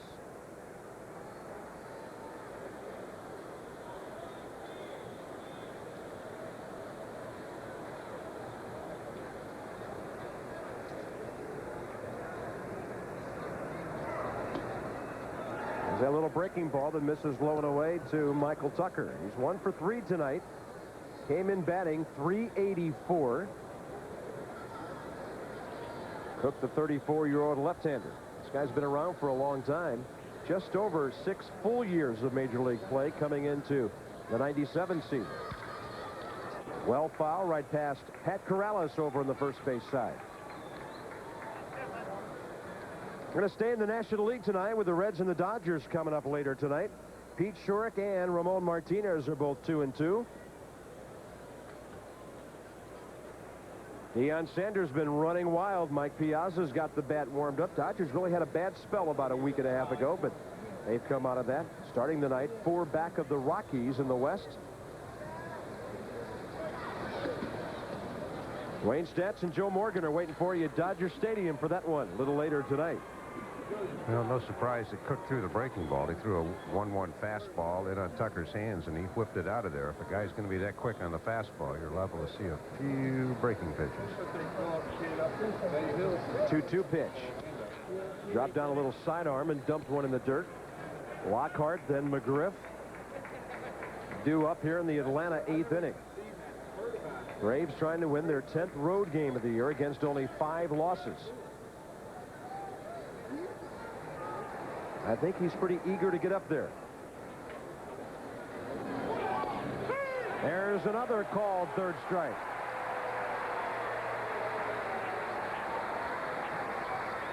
Well, Dennis Cook doing exactly what his manager wants. We will have Mordecai now to hit for Lockhart. 3-2. And Tucker frozen. Jerry Lane says you may go to the left. You're right.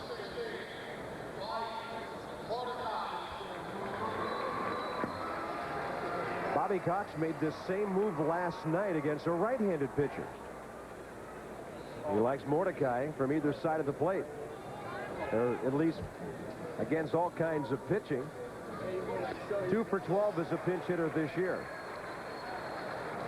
And of course he can stay in, take over defensively at third. One area the Braves have improved on. They were 27-20 against left-handed starters last year, and they've done okay this year. So they haven't been quite as prone to the lefties as before. But when you have 5 of them scheduled in a row, it's too tempting for Jim Leyland not to go to his left-hander Dennis Cook. Of course, the absence of Chipper Jones becomes a factor here. A little more difficult to pitch to this Atlanta ball club late in a game when he can hit from either side.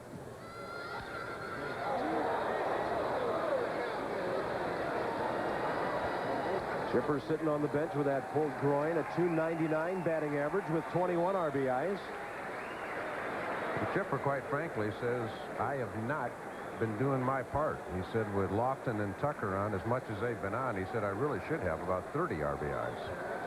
And the other Jones, a man of little action lately, Andrew Jones, has not been playing much. And he does tell us it is Andrew this year, right? Mm-hmm.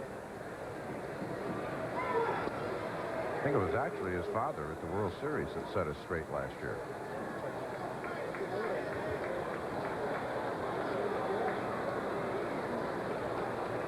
Base is empty, 2 outs.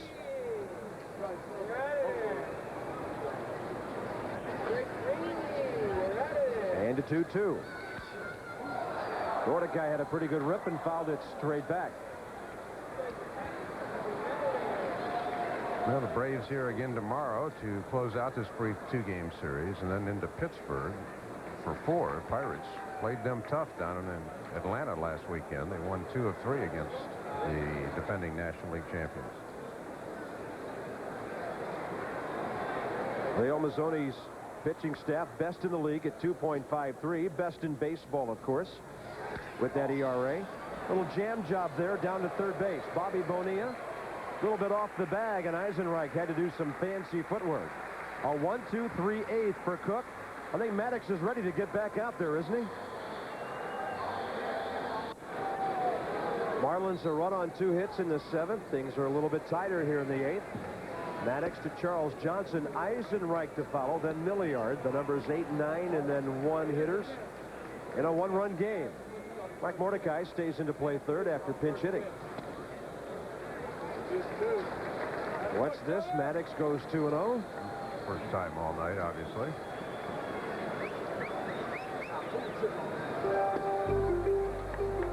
Johnson reaching on the Blauser error back in the 3rd, lining out hard to Klesko in the 5th inning.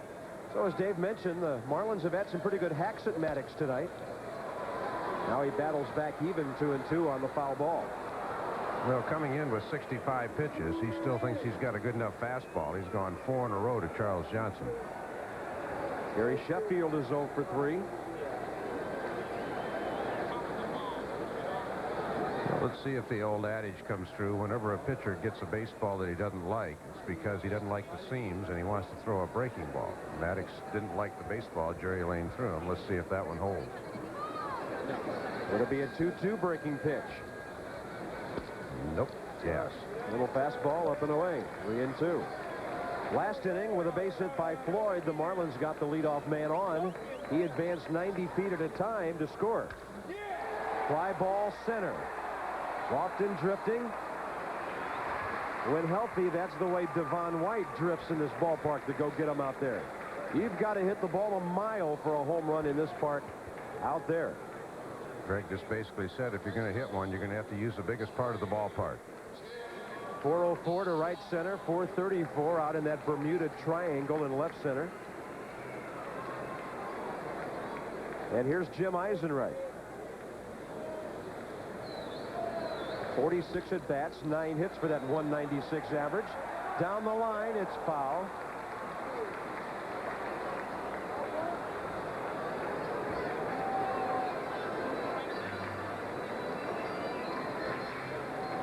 Mark Wohler's on your left, and the other right-hander is Paul Bird.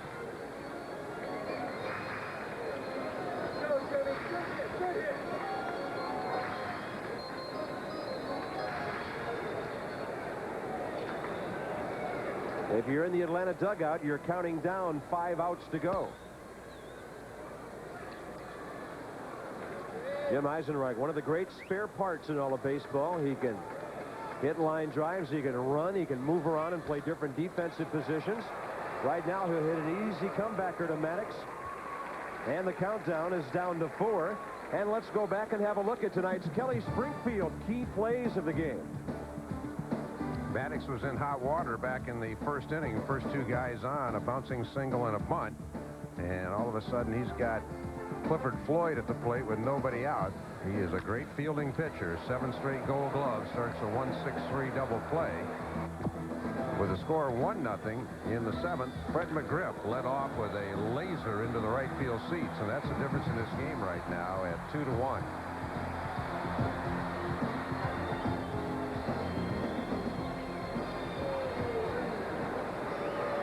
Pinch hitter coming up. It'll be Kurt Abbott, a former starter here. Abbott with more power than Milliard. He had a key home run Saturday down in Houston when the Marlins won their only game on the road trip. In fact, they're only out of their last 12 when they rallied from a 2-run deficit to tie it and then won it in the 13th. 3 of the last 5 batters, Maddux has gone ball 1 on after throwing 23 consecutive first pitch strikes. We should all slump so badly. Count back even, 1 ball, 1 strike. Abbott, a .250 hitter, couple of homers and 4 RBIs. As a pinch hitter, he's 1 for 4.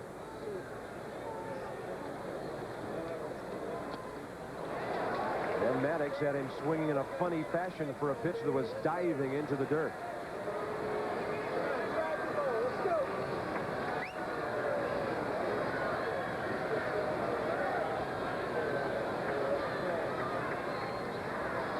Now it's 1-2. He was nibbling at the corner, ball 2.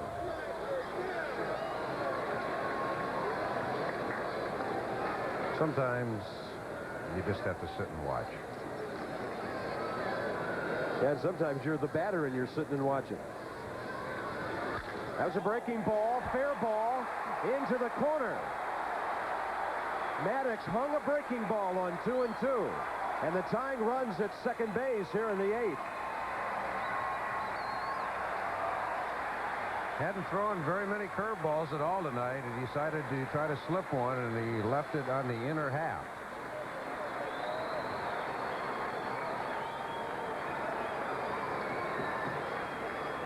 Abbott keeps his head right on it. Braves decide not to guard the line. Their philosophy is if their pitchers make good pitches, they aren't supposed to pull them. But Bobby Cox looks like he may be making a double switch and going to Mark Wohlers right now. That was Abbott's first double of the year.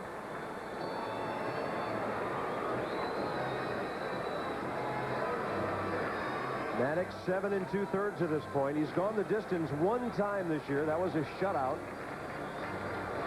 In his career, he's gone the distance 76 times. 22 of them have been without giving up a run. Wohlers is ready if needed. Well, I think the reason he stopped and talked to Jerry Lane, he wants to go out and check on an injury. And the home plate umpire, Jerry Lane, is right with him. And Bobby Cox is asking, I don't know if it's the hamstring, and whatever it is, we're going to see Wohlers.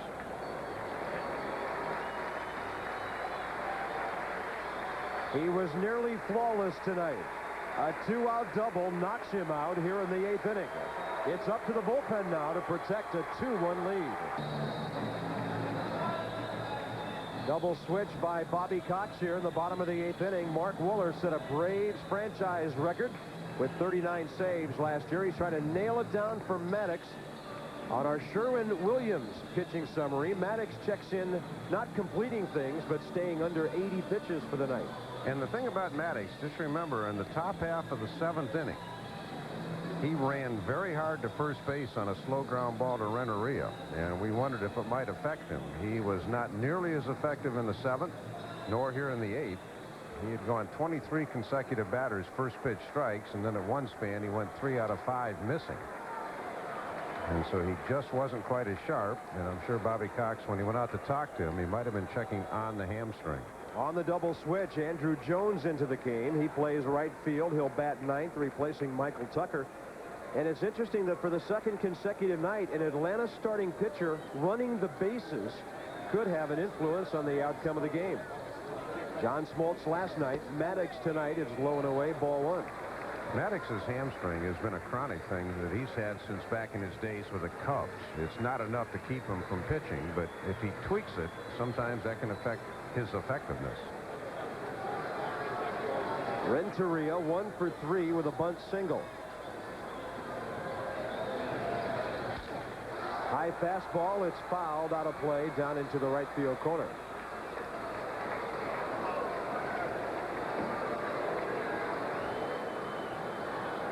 Maddux in the dugout. I thought I saw him. I'm all right.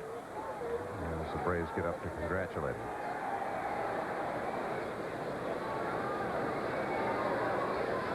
Edgar Renteria has never faced Mark Wohlers. Tying run at second base with 2 outs in the bottom of the 8th. Target is on the outside corner.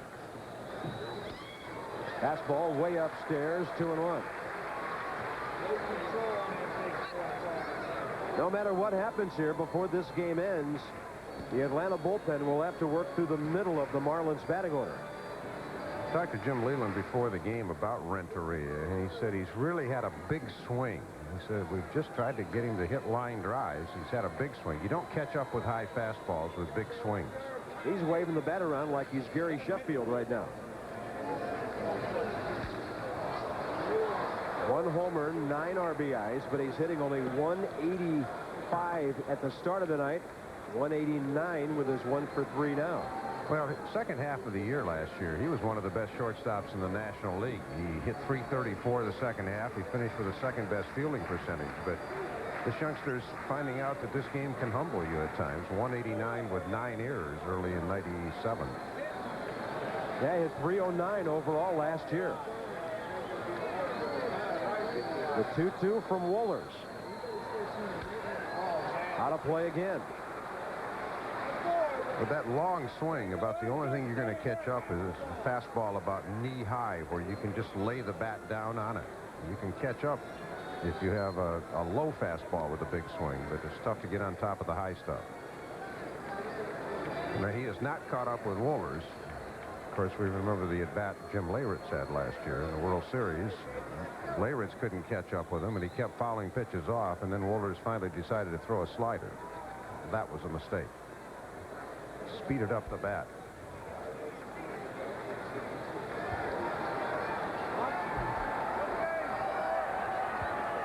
A 2-2 pitch again. High heat. Did he go? No, says Paul Runge, the crew chief.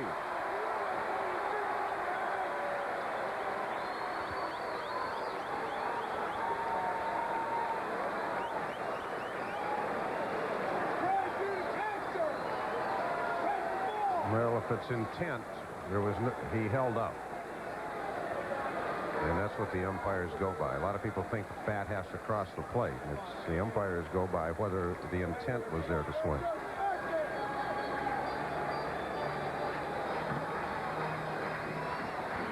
Full count to Renteria with Cliff Floyd on deck. Line drive, right field, base hit. Andrew Jones throwing home, and the game is tied. That's a good call by the home plate umpire, Jerry Lane. Perez actually got an elbow on Abbott, but he didn't tag him with a glove. And that base hit takes a win away from Greg Maddux. Well, it's been that way for Maddux the last 2 years, really. No run support, and Bobby Cox sitting there just kind of going, Last night, the Atlanta bullpen failed to hold a lead, and now it's Wohlers giving up the base hit by Renteria. Watch the contact with Abbott on Perez's elbow. The throw, a hard throw, coming in. There is contact, but no tag. And Jerry Lane makes the correct call. You see Perez begging a little bit, but he didn't make a tag. Here's Floyd. It's at the knees. That was a 7-pitch battle between Wohlers and Renteria. Well, he finally got it down a little bit for Renteria. It wasn't a low fastball, but it wasn't a high one either. And it was a very difficult ball for Andrew Jones to charge because it was a line drive that hit right out in front of him.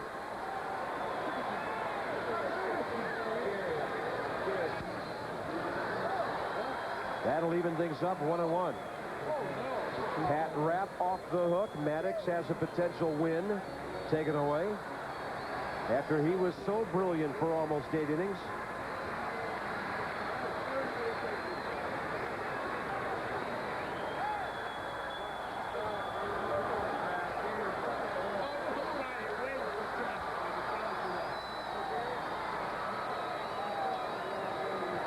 Marlins haven't scored much lately, but this could be a huge lift for them tonight.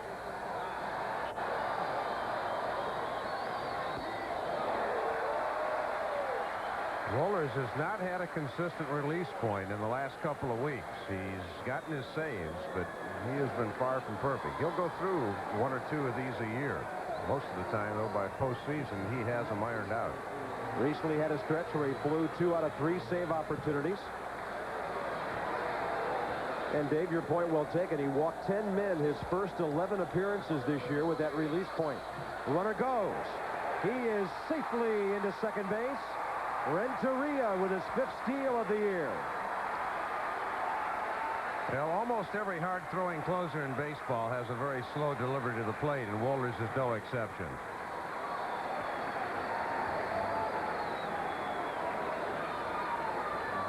You see about 5 steps before Wohlers even plants the front foot, and it makes it awfully difficult for a catcher. You can see, even with a perfect throw, they don't get Renteria. Now it's a count of 3-1. Cliff Floyd, 3 out of 5 in his career against Wohlers. Little chopper over to third base. It'll squirt foul. Well, the board says one thing, but Jerry Lane kept holding up his fingers. Count is obviously now either 3-2 or 2-2, but I think it might be 2-2. It is. Yeah.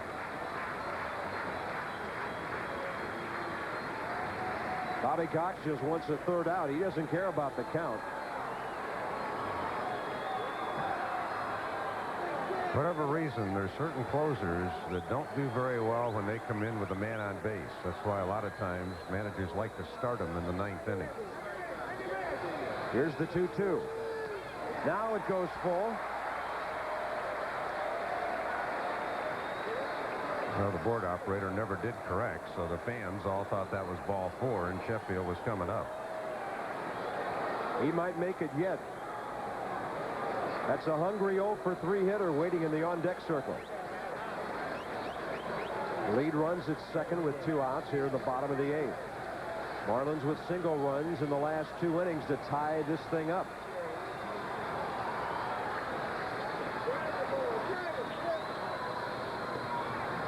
The 3-2 pitch. And he had him all locked up. Pretty good splitter by Wohlers. Now to the 9th we go in a tie game. Big hitters coming up for Atlanta. It'll be McGriff, Klesko, and Lemke. ESPN Wednesday Night Baseball is brought to you by Rogaine, medically proven to regrow hair for men and women.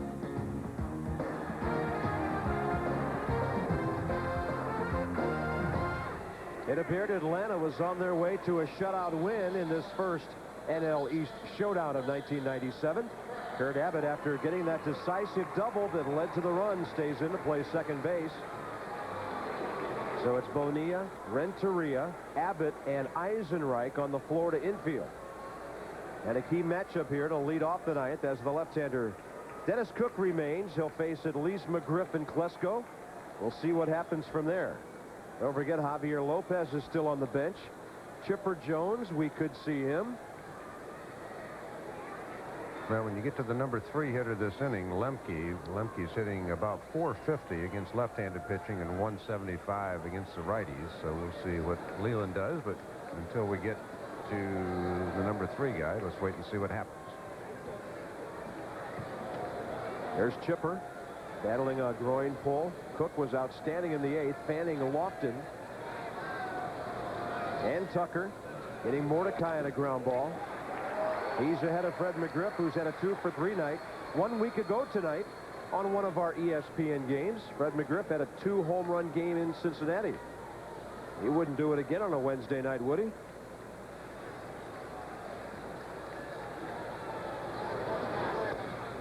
That's a breaking ball, low and away. Crime Dog hit .325 with 11 jacks against lefties last year.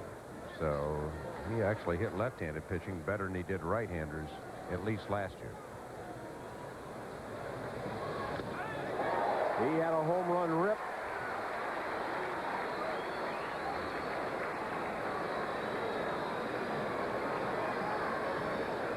Had a pitch he liked. He was on it, just over it.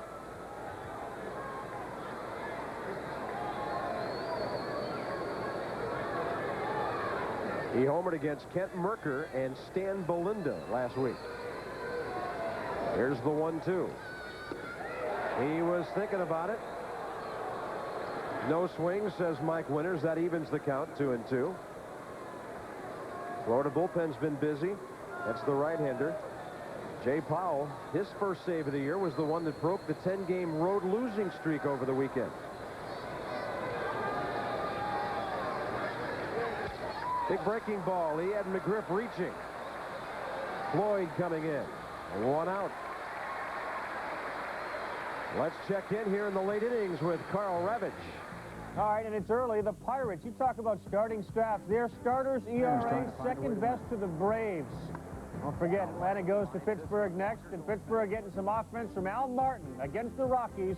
You know the score will not stay this low. Bob? You are correct, sir. Pirates hanging in a game and a half back of Houston in the NL Central. Jim Leyland's old team, one of the overachieving clubs in baseball so far this year. Rockies leaders in the West by 2.5 over the Giants, who were hammered today. Colorado 21-9. One of the Achilles heels of the Marlins last year was ineffective left-handed pitching out of the bullpen. Dennis Cook, haven't heard much about him because the offense has struggled so much, but he's done a terrific job in the early part of this season. He's got some lefties off balance right now. Klesko with a 2-for-3 night. Base it up the middle in the 5th. One to right field in the 7th.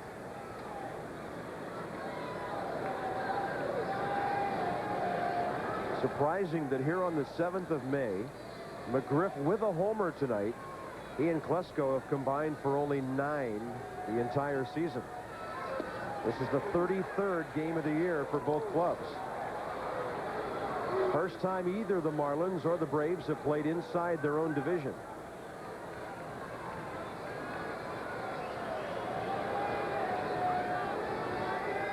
One pitch with an outside target. And that's ball 2.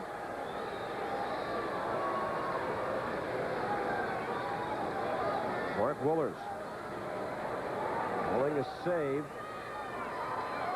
as he came in for an 8th inning appearance tonight. High chopper out towards second. Abbott charging in. The shovel for the second out. You can see a little more hop in the step of these Marlins now. But they've scored a couple of runs. They know they can play at least tonight with this Atlanta ball club. Dave, what about this first game? How important is tonight for the Florida ball club when they're taking on the defending champions within their own division? It's all they've been hearing about. Can you guys play with Atlanta? Well, I mean, first of all, they proved last year that season series doesn't mean much because they beat the Braves last year. But Jim Leyland right now is going to make the double switch. We mentioned that Lemke's hitting about .448 against left-handed pitching. We see John Cangelosi coming in and Cliff Floyd coming out, and Dennis Cook has done his job. That he has, retiring all 5 he faced. He's a big reason it's still 2-2. The Phillies and the Cardinals sent a little pop out of the bat of Rico Brogna. An error had allowed the Phillies to sneak back into this one. That home run does him in. Gant, we showed you earlier, went yard. He's got 5, but this game is now tied 4-4. Phillies battling the Cardinals 2 nights in a row, like the Marlins and the Braves are here in Florida. Hockey fans turn to ESPN and the Deuce for a doubleheader tomorrow at 7:30 Eastern on ESPN. The Devils and the Rangers. Rangers on top 2-1. They've battled from behind with Gretzky, Messier, and company. And then at 10:30 Eastern on ESPN2, the Red Wings try to close out the sweep of the Ducks. They won 5-3 yesterday, and they're up 3 games to none. It's all tomorrow on ESPN and ESPN2. Jay Powell, 25-year-old right-hander, takes over. And Lemke stays in there to hang in. Javier Lopez is in the on-deck circle. Well, Dennis Cook did his job. Jim Leyland did his job. He wasn't going to let Lemke, who was hitting about .450, batting right-handed, with more power right-handed, hit off Powell, especially with Javier Lopez moving out on deck. Pretty good tailing fastball to the outside corner. 1 ball, 1 strike. Lemke 0 for 1 with 2 sacrifices tonight. Against right-handers, he's not done well at all. John Cangelosi on the double switch in to play left field for Cliff Floyd. Pitcher's batting 3rd. Cangelosi is batting 7th. High fly out to the new guy in left. That will do it for the Braves in the 9th. Big boppers coming up for the Marlins. It'll be Sheffield, then Alou and Bonilla in a tie game. First half of our ESPN Wednesday night doubleheader. Paul Byrd is the new Atlanta pitcher. He will take over here in the bottom of the 9th after Wohlers blew the save opportunity. And some great hitters coming up for the Marlins. This is as much as they could hope for after once trailing to Maddux, who was looking like he was going to throw a 2-0 shutout. Well, if this were the 5th game of the division series or the 7th game of the league championship series, or if the Braves were in a must-win situation, Wohlers would still be there. So Bobby Cox ran the gamble in the 8th. Wohlers gave up the hit. He's not going to blow his closer out, especially when he has a 5-game lead in early May. And don't forget, this Florida team is a different team here at home. Not a lot of hitting among the top Guys tonight 2 for 9 collectively, but they all have the chance to win it with one swing. Sheffield, 4 homers, 13 RBIs. And he was ripping. That ball hit right off the top of the barrel. So the Marlins are 13-3 at home. They play with a lot of confidence in this ballpark. It's a right-handed hitter's park if you make a mistake. Why do you just get the feeling that Bonilla may do something big this inning? I was thinking about him, Dave. He's hit the ball very hard twice tonight. Sheffield takes one just off the plate. 1 ball, 1 strike. Paul Burt, a former Met, came over in the Greg McMichael deal on November 25th.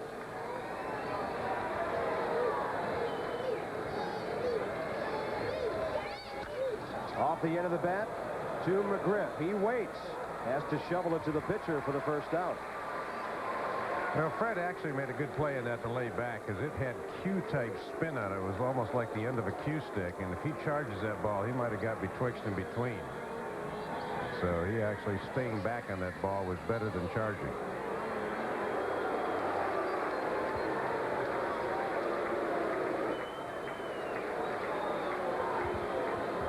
Alou is next. He's hit 8 homers, 31 runs batted in. A scratch single in 3 trips tonight.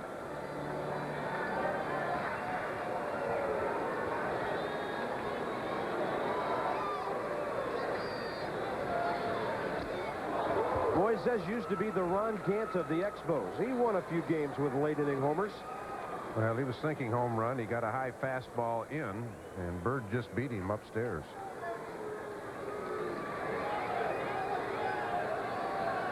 Oh, 1 pitch.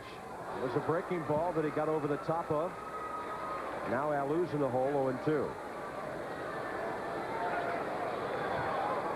Eddie Perez is due to be the leadoff man if this game goes to the 10th inning. Well, there's been a lot of key plays in this game, but I still think kind of a harmless ground ball by Greg Maddux to shortstop. He's such a competitor that he wanted to beat it out. He ran very hard to first base in the top of the 7th and then did not pitch as well in the 7th and 8th. And Dave, I go back even further than that. Atlanta, in the back of their minds, might be thinking about that base running nightmare in the 1st inning. 1st and 3rd, nobody out. A chance to bust it open early. Both runners, Tucker first and then Lofton, out at first and home respectively. And it's amazing in this game how base running mistakes come back to haunt you when you have a lead. In this case, it took 7, then 8 innings for it to haunt Atlanta. Well, if you talk to people that follow this game closely and have done it for a number of years, they will tell you more close games are won or lost by good or bad base running than any other single factor. Here's the 1-2. He lost the release point on that one. Ball 2. Go ahead, you. Just outside.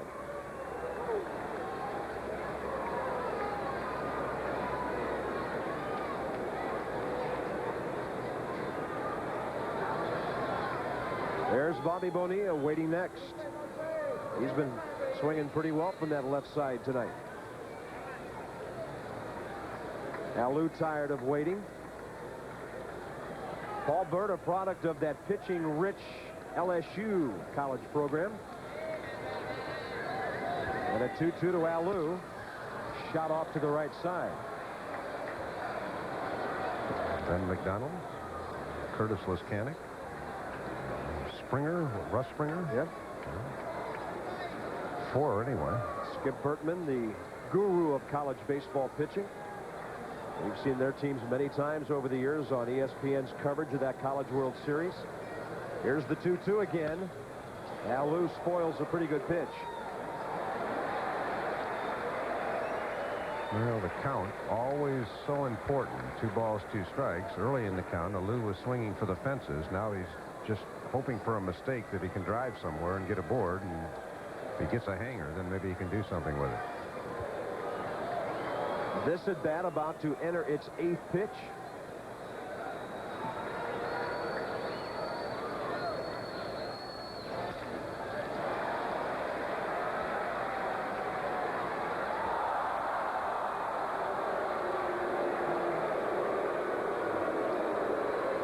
kind of put this club on his shoulders in the month of April. 8 home runs, 30 RBIs, while Bonilla and Sheffield were having their problems. Yeah, he led the league in RBIs with those 30, batting .360. Got him on a pitch down and away.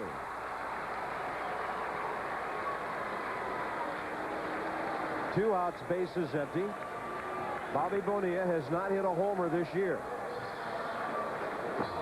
Fastball painted. Boys has just tried to hack it foul.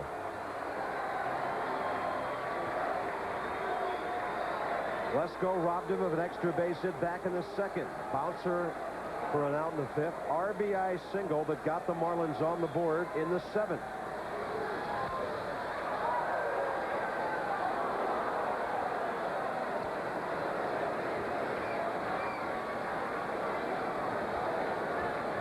Seven homers, as Dave mentioned, in the spring when the Marlins went 26-5. Revisiting some of our early thoughts from tonight's telecast. But then he hurt the left wrist, and it's robbed him of his power. That time it looked like Bird pulled the string on him a bit, and the count goes to 0-2. Alou battled through 9 pitches before striking out.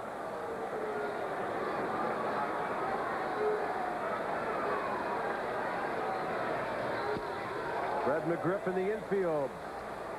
Ready to hunker down for one, but it missed outside. 1 ball, 2 strikes.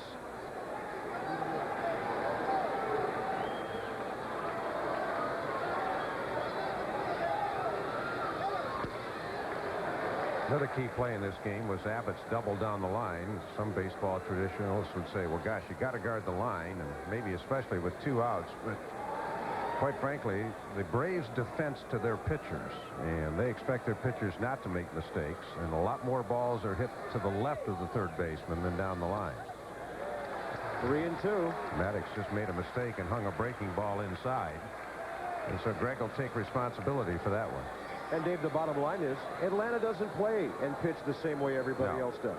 No, They've got their own way of doing things. They play a lot of extreme defenses because their pitchers can pitch to the defense.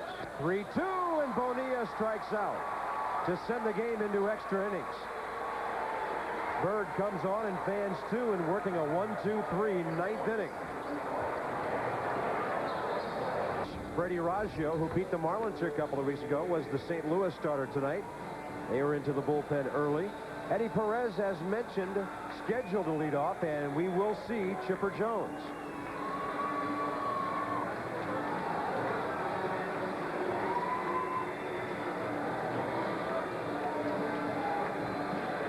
It'll be Chipper Jones, Jeff Lauser, and Andrew Jones here in the Atlanta 10.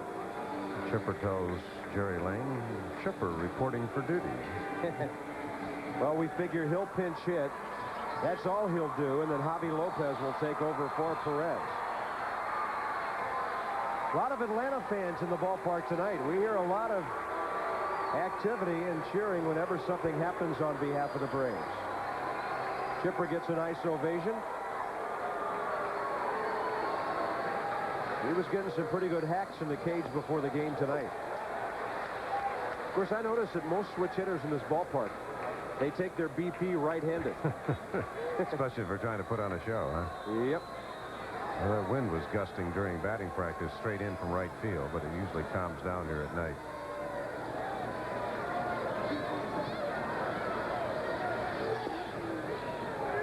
Chipper Jones batting .322 from the left side with both of his homers and 16 of his 21 runs batted in.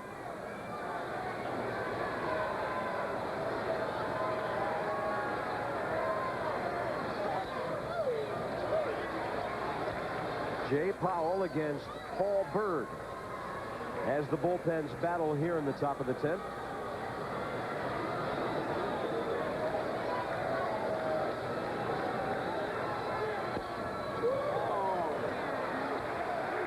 If Chipper reaches, we'll have to wait and see who might run for him.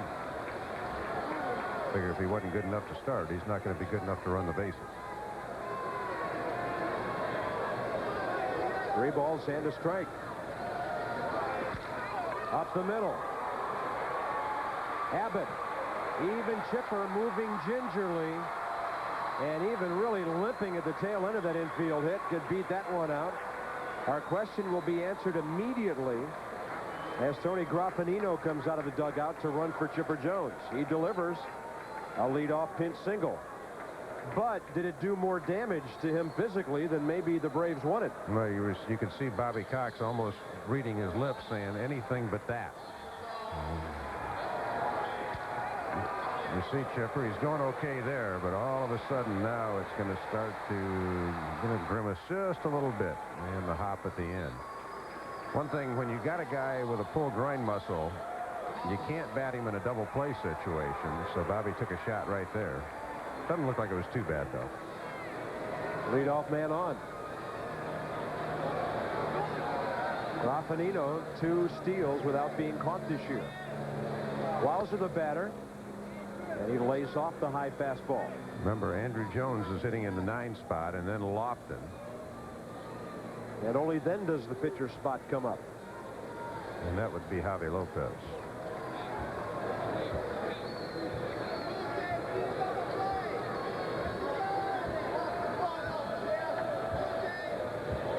Bobby Cox down to 2 bench players. Javi Lopez, who will come in the game in the bottom of the 10th to catch, and Rafael Belliard.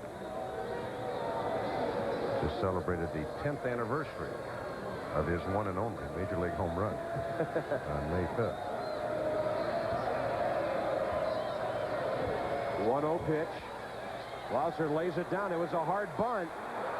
Boy, Powell thought about it 2 separate times before he decided to get the sure out at first base. Well, no matter how much fielding practice you have, 3 times tonight, guys have wanted to throw to a base, but they take their eye off the ball, and that's cost the Marlins. Bobby Bonilla coming to the plate, looked up. Right here, it looks like Powell.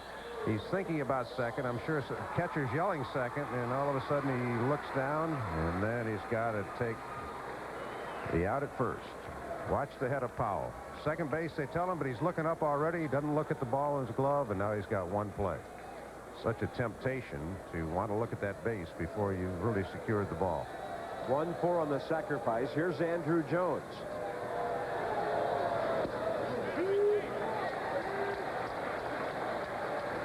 Bobby Bonilla, a key play in this game. Back in the 5th inning on the bouncer by Eddie Perez. Couldn't find the handle with a runner going home from 3rd. Had to settle for an out at first. That's how Atlanta got their first run, with McGriff scoring. And then McGriff hit a solo leading off the 7th. Marlins tied it in the bottom of the inning as Bonilla atoned for his mistake with an RBI single. Renteria driving home Abbott in the 8th to tie it up. Ed Jones reaching, a flare out into center. Al Lou there to grab it for the 2nd out. Well, decision time now for Jim Leland. He doesn't have a left-hander in the bullpen. He's got Rob Nen. You got Kenny Lofton or Javier Lopez, who would be coming up. So Leland's got to make the decision whether he wants to go after Lofton or play the percentages, walk Lofton, and go after Lopez, who is in an 0 for 13 funk right now. Well, Powell's been throwing the ball pretty well. Came into this appearance with an ERA of 1.59.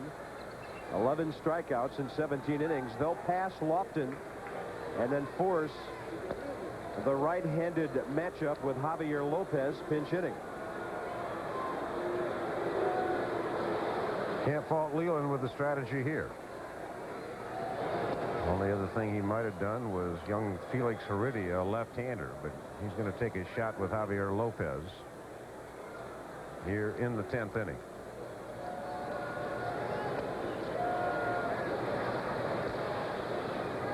Leland going to look down at his matchup sheets right now. It's almost the same printout we have. Pitcher versus hitter. He's looking at Powell versus Lopez. He's looking at Nen versus Lopez. And when I can sort my paperwork, I'll tell you the same thing he's looking at.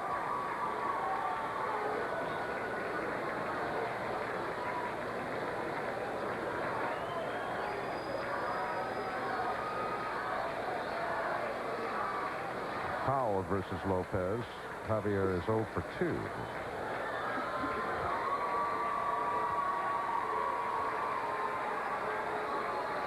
Nen versus Lopez.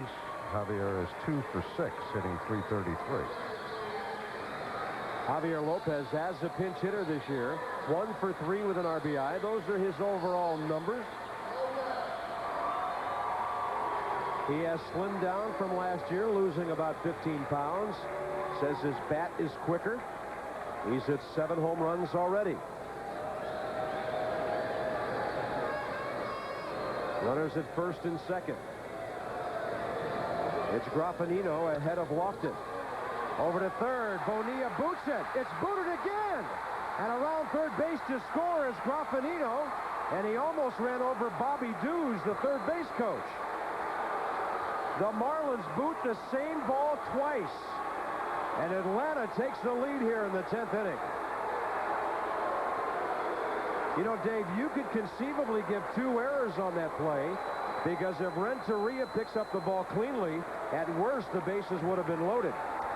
Yeah, and that's one concern. Bobby Bonilla, I know he got into a lot of spats with Davy Johnson last year, but Davy Johnson, quite frankly, just doesn't feel Bobby Bonilla is a good defensive player, whether at third base or right field.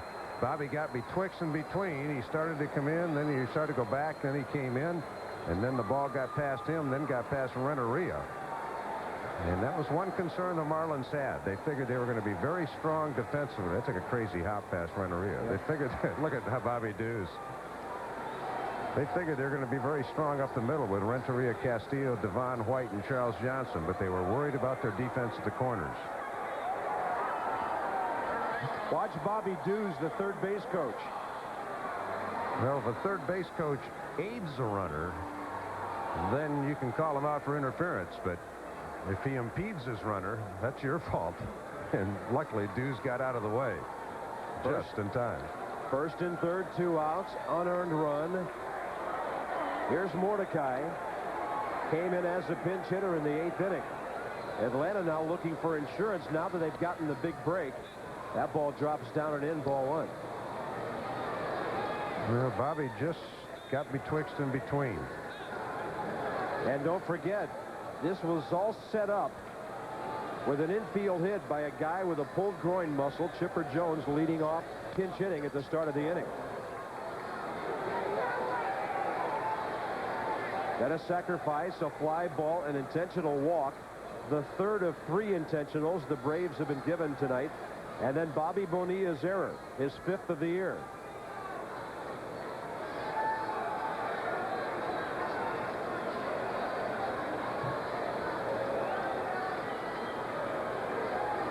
Lofton at third. Lopez at first. And a count of 1-1 to Mike Mordecai. McGriff's on deck. If you're Florida, you've got to get this guy. You can challenge him. There's no way Jim Leland wants to see Fred McGriff bat in this inning. Now, the manager has done everything he can. Bobby Cox has made all his decisions tonight, but so far this game has come down to a misplay on a ground ball. Can't catch it, throw it, or hit it for the players.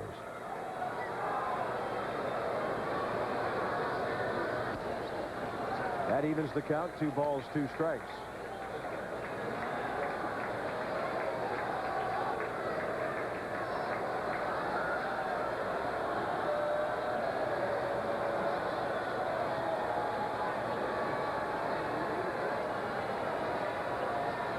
The 2-2.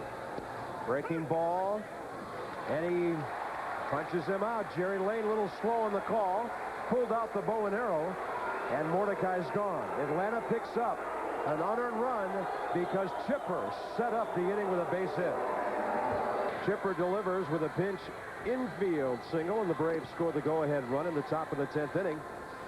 And Michael Andretti leads an all-star field south of the equator as Cart heads to Rio for the Rio 400.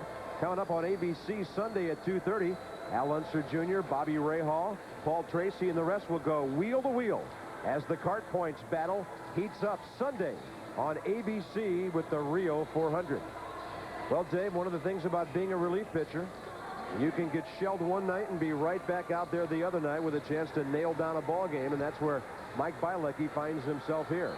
Came out in the 8th last night in St. Louis, a game you did. Walked a man, and Ron Gant hit one about 430 feet off him, and the Braves turned victory into defeat. Javi Lopez stays in to catch. Cangelosi, Charles Johnson, and Eisenreich for the Marlins in the bottom of the 10th. One of the reasons Jim Leland wanted to get Cangelosi as a situational player, the last 5 years he's had a .407 on-base percentage leading off innings. He is leading off here in the 10th. From the left side this year, he's only 1 for 14. Leland had him in Pittsburgh.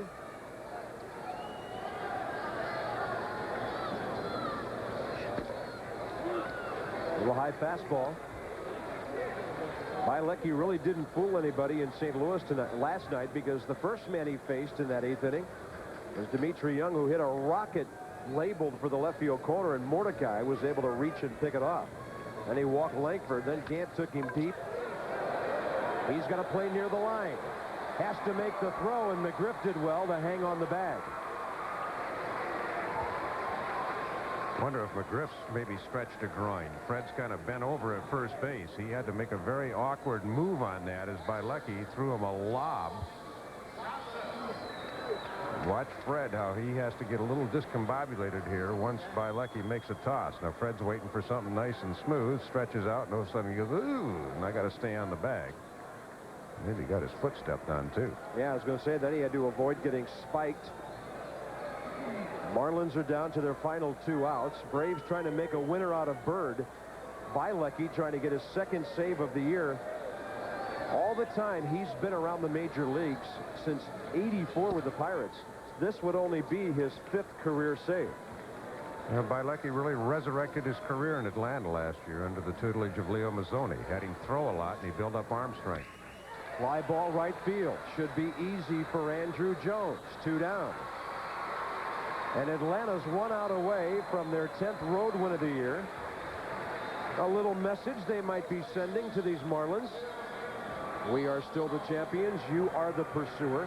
And more importantly for Atlanta, they would go up by 6 over the Florida Marlins. They'll play here tomorrow, 2 at Turner Field next Tuesday and Wednesday. Eisenreich bounced back to the pitcher, back in the 8th inning. Jim Leland said tonight before the game, we have the parts. They just haven't fallen into place yet. Eisenreich, a .370 hitter a year ago. He hasn't done much. Cangelosi hasn't done much. Sheffield has been struggling. Bonilla has been struggling. On the corner, and it's 0-2. Bilecki looks like a man happy to get a second chance 24 hours after a tough outing in St. Louis. Schurik and Martinez with the Reds at Los Angeles coming up. No swing, says Mike Winters. Mike's going, what did they ask on that one for? That wasn't even close. 3-2 Atlanta. Bottom of the 10th. Marlins down to their final strike.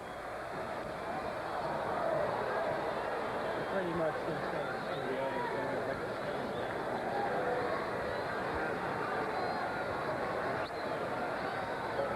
Kenny Lofton playing way over towards left center field. The Braves are going to pitch Eisenreich away and play him that way.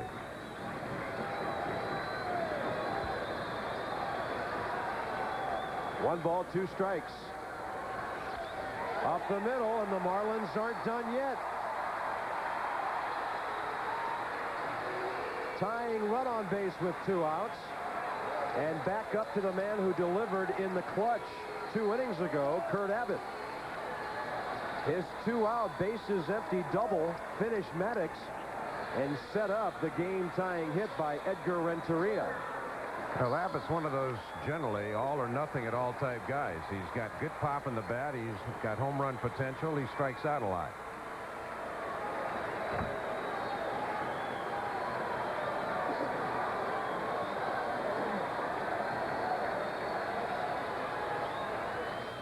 Low and away, ball 1. They play him to pull a little bit in center. Plesko's only about 3 steps in front of the track out in left field. You don't want a ball hit over your head in this situation.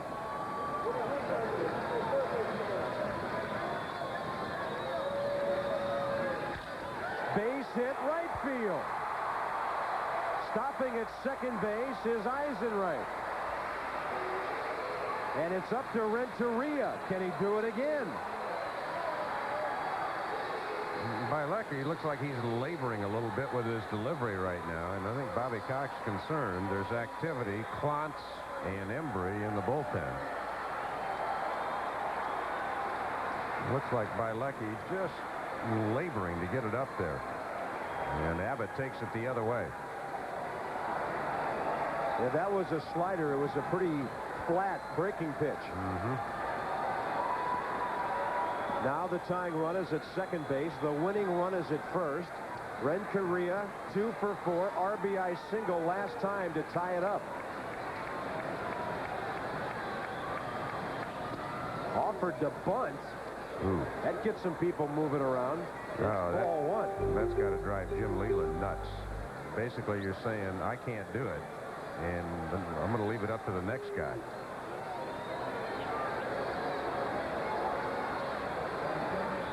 Leland had that look on his face as if to say, is somebody sending some signs around the infield I don't know about? Yeah, I mean, the next batter due is the pitcher, and they don't have a lot of firepower left on the bench. Eisenreich at second. He's got good speed. Behind him is Abbott.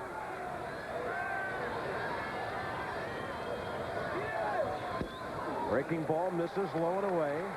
2 balls, no strikes.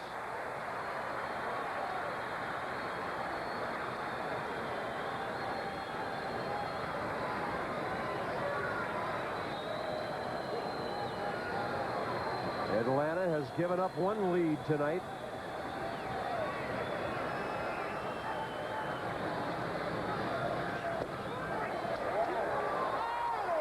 Lots of body English in the batter's box on that one. Renteria bending down with the pitch. Javier Lopez grabbing it for strike 1. And the umpire, Jerry Lane, leaning in to have a good look.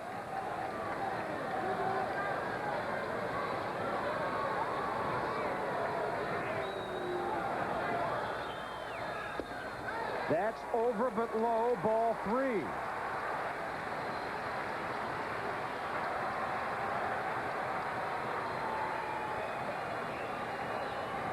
Alex Arias has moved out into the on-deck circle.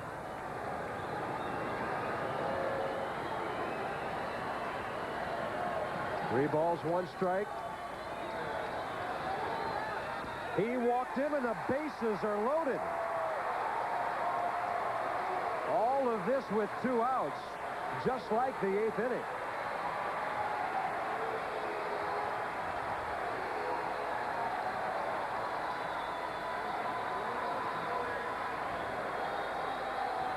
Leo Mazzoni going to come out and talk to Bilecki right now. Pretty much tells you that they are going to stay with Bilecki. Leo doesn't make the changes. And Alex Arias, one of 2 original Marlins, along with Jeff Conine, the only 2 guys that have been here since the inception, has a chance to be a hero tonight. The left-hander, of course, is Alan Embry, who came over from Cleveland. Brad Klontz, the right-hander. Reds and Dodgers will be getting underway in just a few minutes out of Dodger Stadium. Dwayne Statz and Joe Morgan standing by for that one. 2-2 Pete Schurik, 2-2 Ramon Martinez. That was the first walk given by Atlanta pitching tonight. Bases are loaded, 2 outs. Arias as a pinch hitter this year. Pretty successful. 2 for 3. Looking for that first pinch hit RBI. Bobby Bonilla hoping somebody can get his error off the hook here.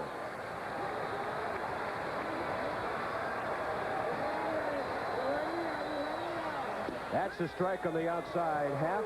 Pretty good fastball by Bilecki.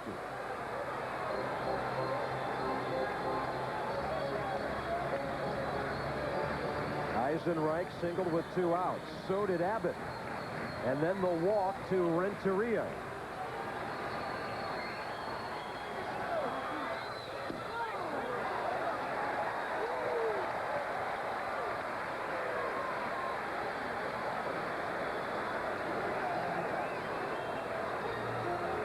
It's easier to play than watch.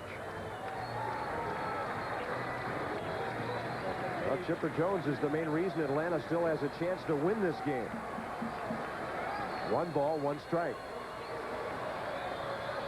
Right down the middle.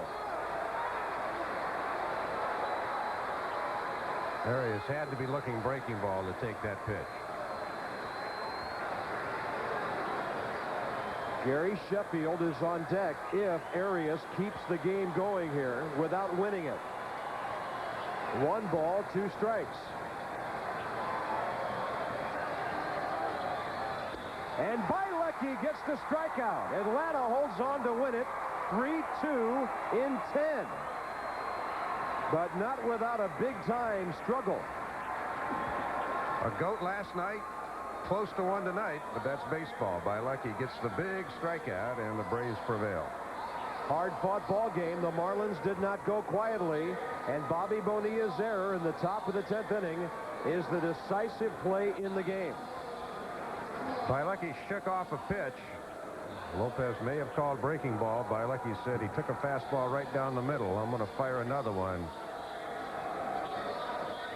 Bielecki liked it, and so did Chipper Jones. That's Dave Campbell. I'm Bob Carpenter, and from Florida, the final, Chipper Jones and the Braves win it by a score of 3-2 in 10. First meeting between the two clubs this year. This has been a presentation of ESPN, the worldwide leader in sports. Now let's head to Dodger Stadium.